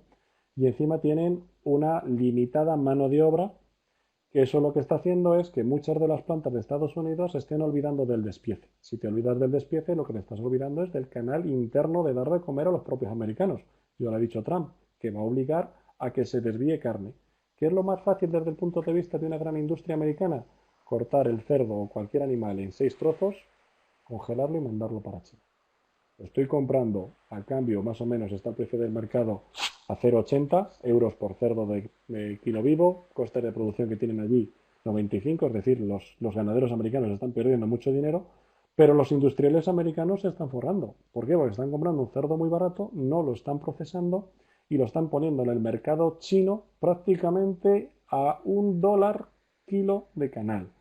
Claro, nosotros ahora mismo hemos bajado, pero estamos a 1,29 en caso del porcino. Es decir, el arrastre que está haciendo ahora mismo China debido a la altísima presión de desvío de consumo americano para exportación, porque no tienen otra posibilidad fácil, hasta que Trump les obligue a abrir despiece y a vincular consumo interno o abran el canal Horeca, Lo más fácil que tienen es exportar en grandes volúmenes para seguir produciendo. Sacrificio, congelo y exporto. Sacrificio, congelo y exporto. Entonces, la presión que está metiendo a nivel mundial ahora mismo y sobre todo en China es lo que está haciendo que esté colapsando. Y encima, como os he dicho antes, todos los países, principalmente los exportadores, con dificultad del movimiento intracomunitario, descenso del consumo interno de cada uno de los países, estábamos incrementando las exportaciones a China. Entonces, nosotros necesitábamos más volumen para China y encima ese más volumen para China está siendo sobreatacado por Estados Unidos a precios bajistas. Pues ya veis, hemos vivido la escalada de precios más bajos en los últimos 20 años en 3 semanas, que hemos perdido 20 céntimos por ese atasco. Eso es lo que os puedo decir a nivel de porcino. Luego otras especies o incluso el ibérico, lo que han bajado los precios es por el cierre del canal Oreca y obviamente no tener otras vías alternativas de llegar al consumidor, ya sean vacuno de altos cortes de valor añadido, ya bien sea también cordero, que normalmente no se come al consumo de hogar, pues la producción está ahí, no se puede parar y lo que están haciendo pues es que hayan picado los precios de mercado y por eso se están habilitando ayudas de parte de la Unión Europea al almacenamiento privado de vacuno y de cordero. Creo que lo he intentado explicar mi Muy punto bien. de vista del No, no, mercado muy bien. Remarcar que tampoco escapa esta crisis del sector de la carne de pollo, que también se está viéndose.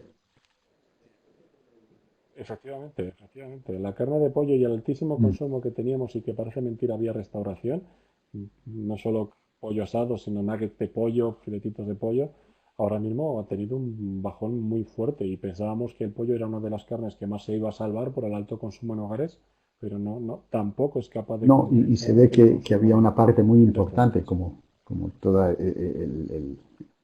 la producción y el sacrificio es una cosa que se planifica en todos los sectores, o porque en algunos, como la avicultura, el porcino, a un año, ¿no? Porque desde la pirámide de producción hasta que acabase con un pollo en el congelador, pues se tiene que planificar todo esto, pues había la expectativa y se ve que hay un consumo importante del sector turístico a través de los canales Oreca que no van a poderse, mm, bueno, que no va a haber consumo y que hoy en día pues el pollo, la carne de pollo no tiene precio, no está siguiendo los precios de la lonja de Bellpuig en este. Sí. Y otra cosa del mercado para reflexionar, que es un poco difícil de hablar, pero tenemos que empezar a hablarlo, y es sobre el tema de la otra boca que ha desaparecido y que estaba principalmente en el canal Oreca. Y digo que es un poco complicado porque era la boca del cubo de basura. Ahí teníamos un consumidor importante que no lo habíamos contabilizado, que siempre lo contabilizamos como que lo comemos, pero tenemos un tema muy importante y es que el consumidor vía cubo de basura ha desaparecido. Si yo compro un kilo de carne picada en casa, me como un kilo de carne picada en casa.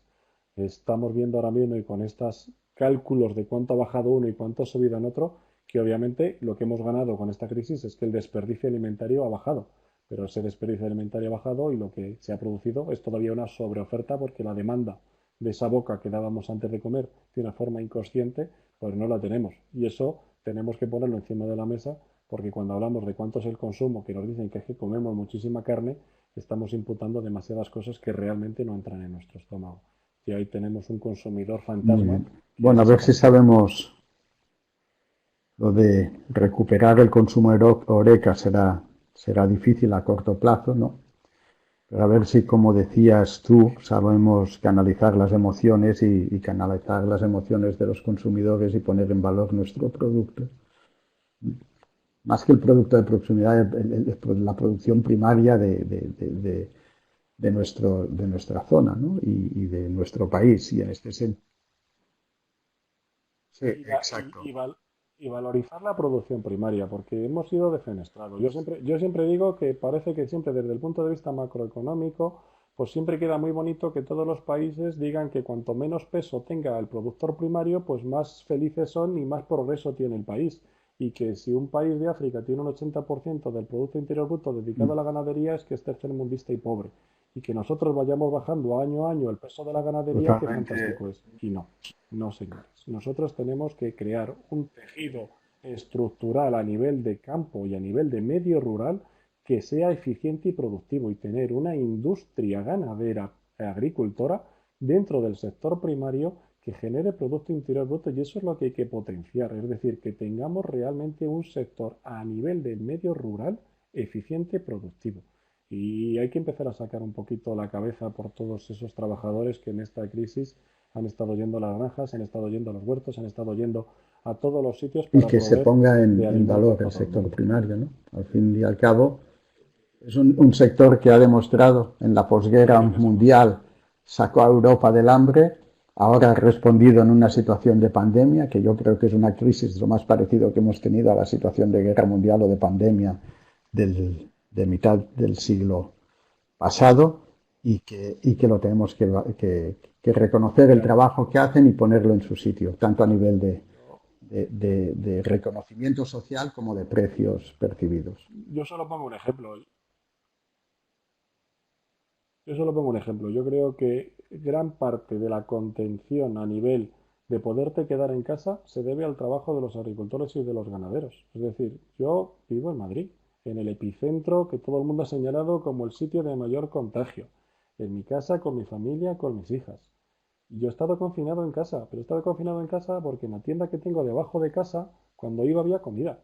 Si yo llego a esa tienda un día y no hay comida, vuelvo a casa. Vuelvo al día siguiente y no hay comida, cojo el coche y voy a buscar comida. Y ya me puede decir la Guardia Civil que estoy haciendo mal. Yo tengo que buscar comida para mi familia. Cuidado ahí, que nos hemos confinado gracias a que las cadenas de abastecimiento han funcionado. Si no hubieran funcionado, aquí no nos detiene en casa nadie. Y eso que lo tengamos claro. O sea, una de las medidas sanitarias más importantes ha sido que precisamente el sector de la alimentación nos ha hecho la tranquilidad de poder estar en casa. Si no, no estamos en casa. Vamos, estamos buscando comida supermercado por supermercado, dándonos codazos por una alita de pollo o por un brócoli, lo que sea, nos hubiéramos peleado por ello. Y gracias a toda la cadena de abastecimiento hemos podido mantener un nivel de confinamiento Muy de bien. una De forma todas muy maneras, todo lo organizada. que estabais hablando ahora del sector primario, también es verdad que o hay políticas incentivadoras para ello o es muy difícil. Hay países como Francia que lo tienen muy claro. Por ejemplo, el sector agrícola y ganadero tiene un peso específico importantísimo.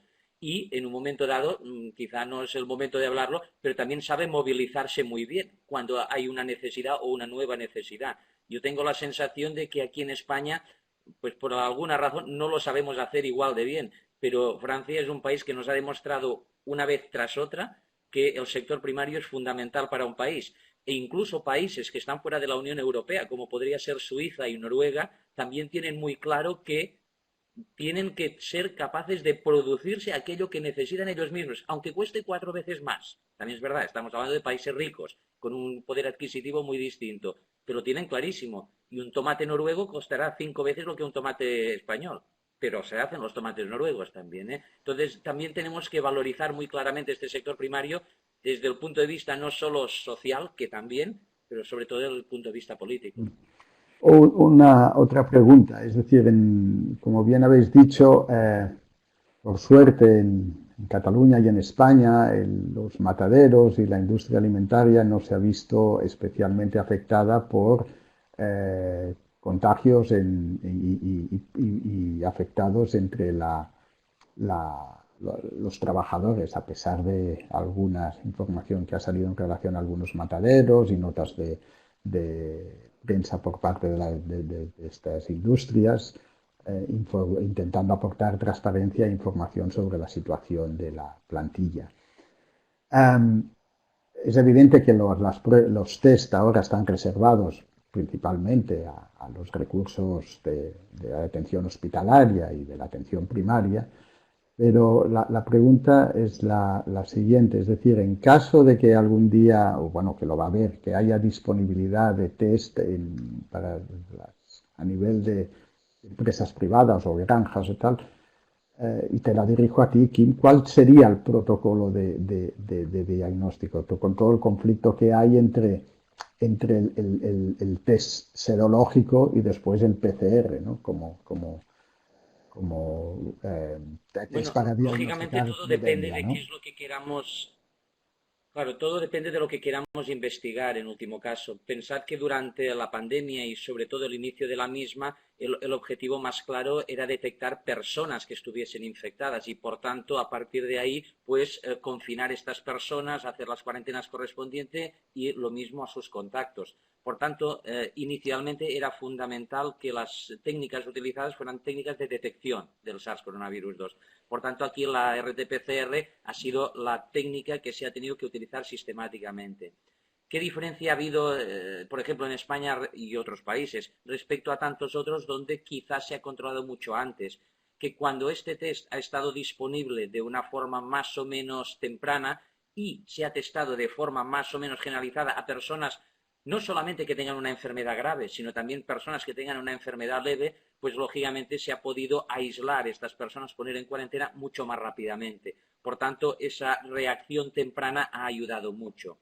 Claro, a partir de ahí, otro concepto muy veterinario que ha salido a la palestra es la inmunidad de rebaño.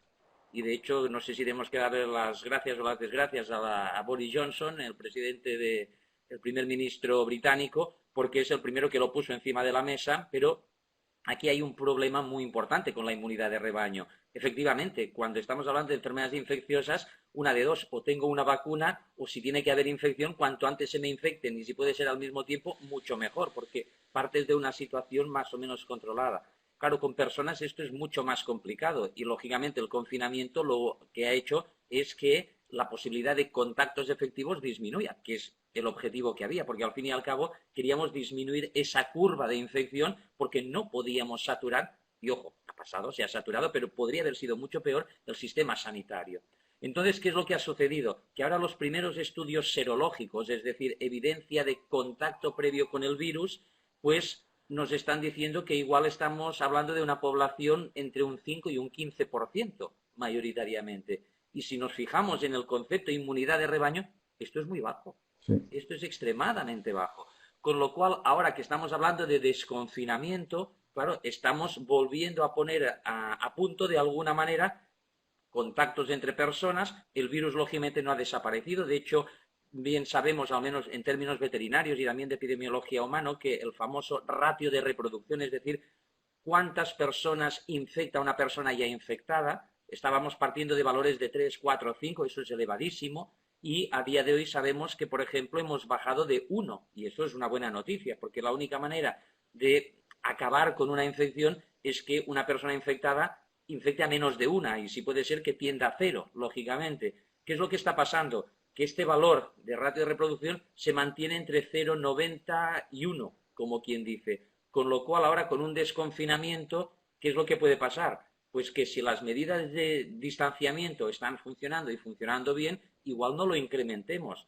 Pero si no somos capaces de hacerlo bien, este ratio de reproducción incrementará. Y si incrementa, lo más fácil es que pueda haber más nuevos casos. Con lo cual, tenemos que ser muy cautos en esa situación. Por tanto, las medidas de distanciamiento, nos gusten más o nos gusten menos, han venido para quedarse, al menos durante un tiempo que ahora mismo es indeterminado, que no lo sabemos. Porque esta infección, insisto, no se transmite tan fácilmente como nos hubiera gustado, en el sentido de tener una inmunidad de rebaño muy clara. Por tanto, ¿qué va a suceder a partir de ahora? Que continuaremos necesitando tests de detección de virus, haciendo cuarentena y aislando a personas positivas. Eso vamos a tener que continuar haciéndolo. Hemos aprendido, de alguna manera, de lo que nos ha pasado antes y, por tanto, ahora tenemos que ser mucho más raudos y eficaces en cómo intervenir y tenemos que ir, lógicamente, viendo cómo esa seroprevalencia va, esperemos, incrementando en la medida de que tampoco colapsemos el sistema sanitario.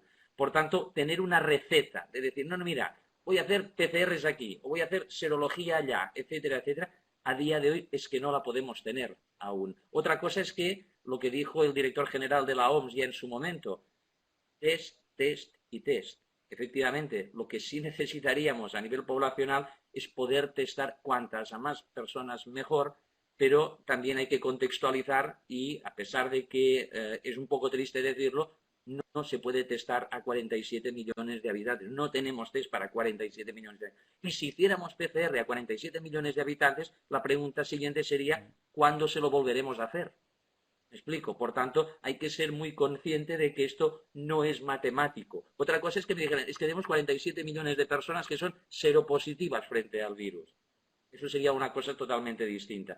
Por eso también estamos jugando temporalmente con la posibilidad de que más tarde o más temprano también existan productos de tipo vacunal, que esta vacunación, que tampoco se podrá hacer de forma masiva y también tendremos, en el caso de que llegue, y esperemos que llegue en este año, año y medio, pues a colectivos muy particulares, que son, lógicamente, los que pueden estar más expuestos a padecer la enfermedad grave. Por tanto, fijaos que el tema de diagnóstico, a pesar de que parece muy claro, hago una PCR y miro si es positivo o negativo, o hago una serología a ver si es positivo o negativo, tiene unas connotaciones muy importantes porque una vez tengo el test, ¿qué hago? ¿Y a cuántos testo? Muy ¿Y en bien. qué frecuencia? Por Ah, tanto, no es bueno, fácil dar una indirectamente, respuesta a ello. no, no, no, no. Indirectamente has No he querido ser contestado negativo, en dos todos los preguntas casos, más, ¿no? que vaya Una por era delante sobre, también. y además yo sé que cuesta mucho que hagáis pronósticos en esta situación. Una era la de la vacuna, me ha parecido oír año, año y medio. No sé si esto es una fe. Sí, eso es lo que se pretende y de hecho hay ya varias vacunas que están en fase 1 y casi fase 2 de estudios clínicos. Pero para que os hagáis una idea, y eso creo que también mucha gente ya lo sabe a día de hoy porque lo hemos dicho ya por activa y por pasiva, una vacuna normal en el mercado en personas tarda de media entre 5 y 15 años en llegar al mercado. Por tanto, este año y año y medio, que ojalá sea verdad, sería un récord mundial en toda regla. Crucemos los dedos y Que que es la agencia europea clarísimamente. no nos Entonces, ponga muchas bueno, trabas. cruzamos los dedos, continuamos cruzando los dedos para ello. Bueno, y sobre todo, bueno, este es un punto muy importante el que acabas de decir, Kim, porque el marco regulatorio es suficientemente complejo como para que se alargue Sí, durante este periodos tan largos. Aquí o existe cierta flexibilidad regulatoria o no claro. podremos tener una Más vacuna allá de la flexible. autorización excepcional, entiendo, que es lo que ya el marco en que nos movemos ahora. Tendría que haber algo aún más flexible que la autorización excepcional, entiendo. Y la otra, Sí, sí, pero también perdona, a ti. no, simplemente tenemos que pensar también que cuando hay, especialmente en la fase 3 clínica, que se busca demostrar la eficacia de la vacuna, claro, también tienes que demostrarla en un ambiente donde haya infección. Cuanto más baja sea ese nivel de infección, más difícil es demostrar que tu producto es eficaz. Con lo cual eso se alarga en el tiempo, que es lo que sucede en muchas vacunas que han tardado Claro. 15 años a registrarse. Por tanto, claro, en la situación actual hemos bajado esa prevalencia y eso es muy importante, pero en cambio nos complicará la demostración o el registro de las Muy bien. vacunas. Y otra Tenemos que pregunta que yo creo que también, no sé si la has contestado, pero has dejado claro que hay muchas variables que pueden influir en ello, es la probabilidad de un rebrote eh, cuando lleguemos a una prevalencia baja de la enfermedad, ¿no? Yo creo que esto es muy difícil de decir porque está muy asociado a Bueno, la condición humana y a la conducta y cómo nos portemos de bien o de mal, ¿no? bueno, yo no soy Por eso. futurólogo de entrada y suelo equivocarme bastante cuando hago predicciones, con lo cual no voy a ser un buen ejemplo. Pero lo que sí está claro es que en una infección donde el ratio de reproducción lo hemos bajado, lo hemos sabido bajar, que es importante, pero estamos en una prevalencia de un 10-15% como mucho, lo lógico es que si estás flexibilizando, digamos, situaciones donde los contactos pueden incrementarse, lo que estás es sembrando para que pueda haber otro brote. Otra cuestión que también lo comentaba antes es cómo puede llegar a ser de grave este otro brote, porque hemos aprendido la lección, al menos me gustaría pensar que la hemos aprendido, y por tanto el grado de reacción será con mucha antelación comparado con lo que hemos hecho en este primer brote de la pandemia. Por tanto, yo pienso que no puede darnos igual de fuerte. Y lo digo con esperanza y, digamos, con una predicción así más de deseo que de otra índole. Pero lo que sería lógico es que si hubiera más casos, y esto está pasando en algún país asiático, por tanto, tampoco nos debería sorprender. Pero sí, la capacidad de reacción tiene que ser mucho mejor.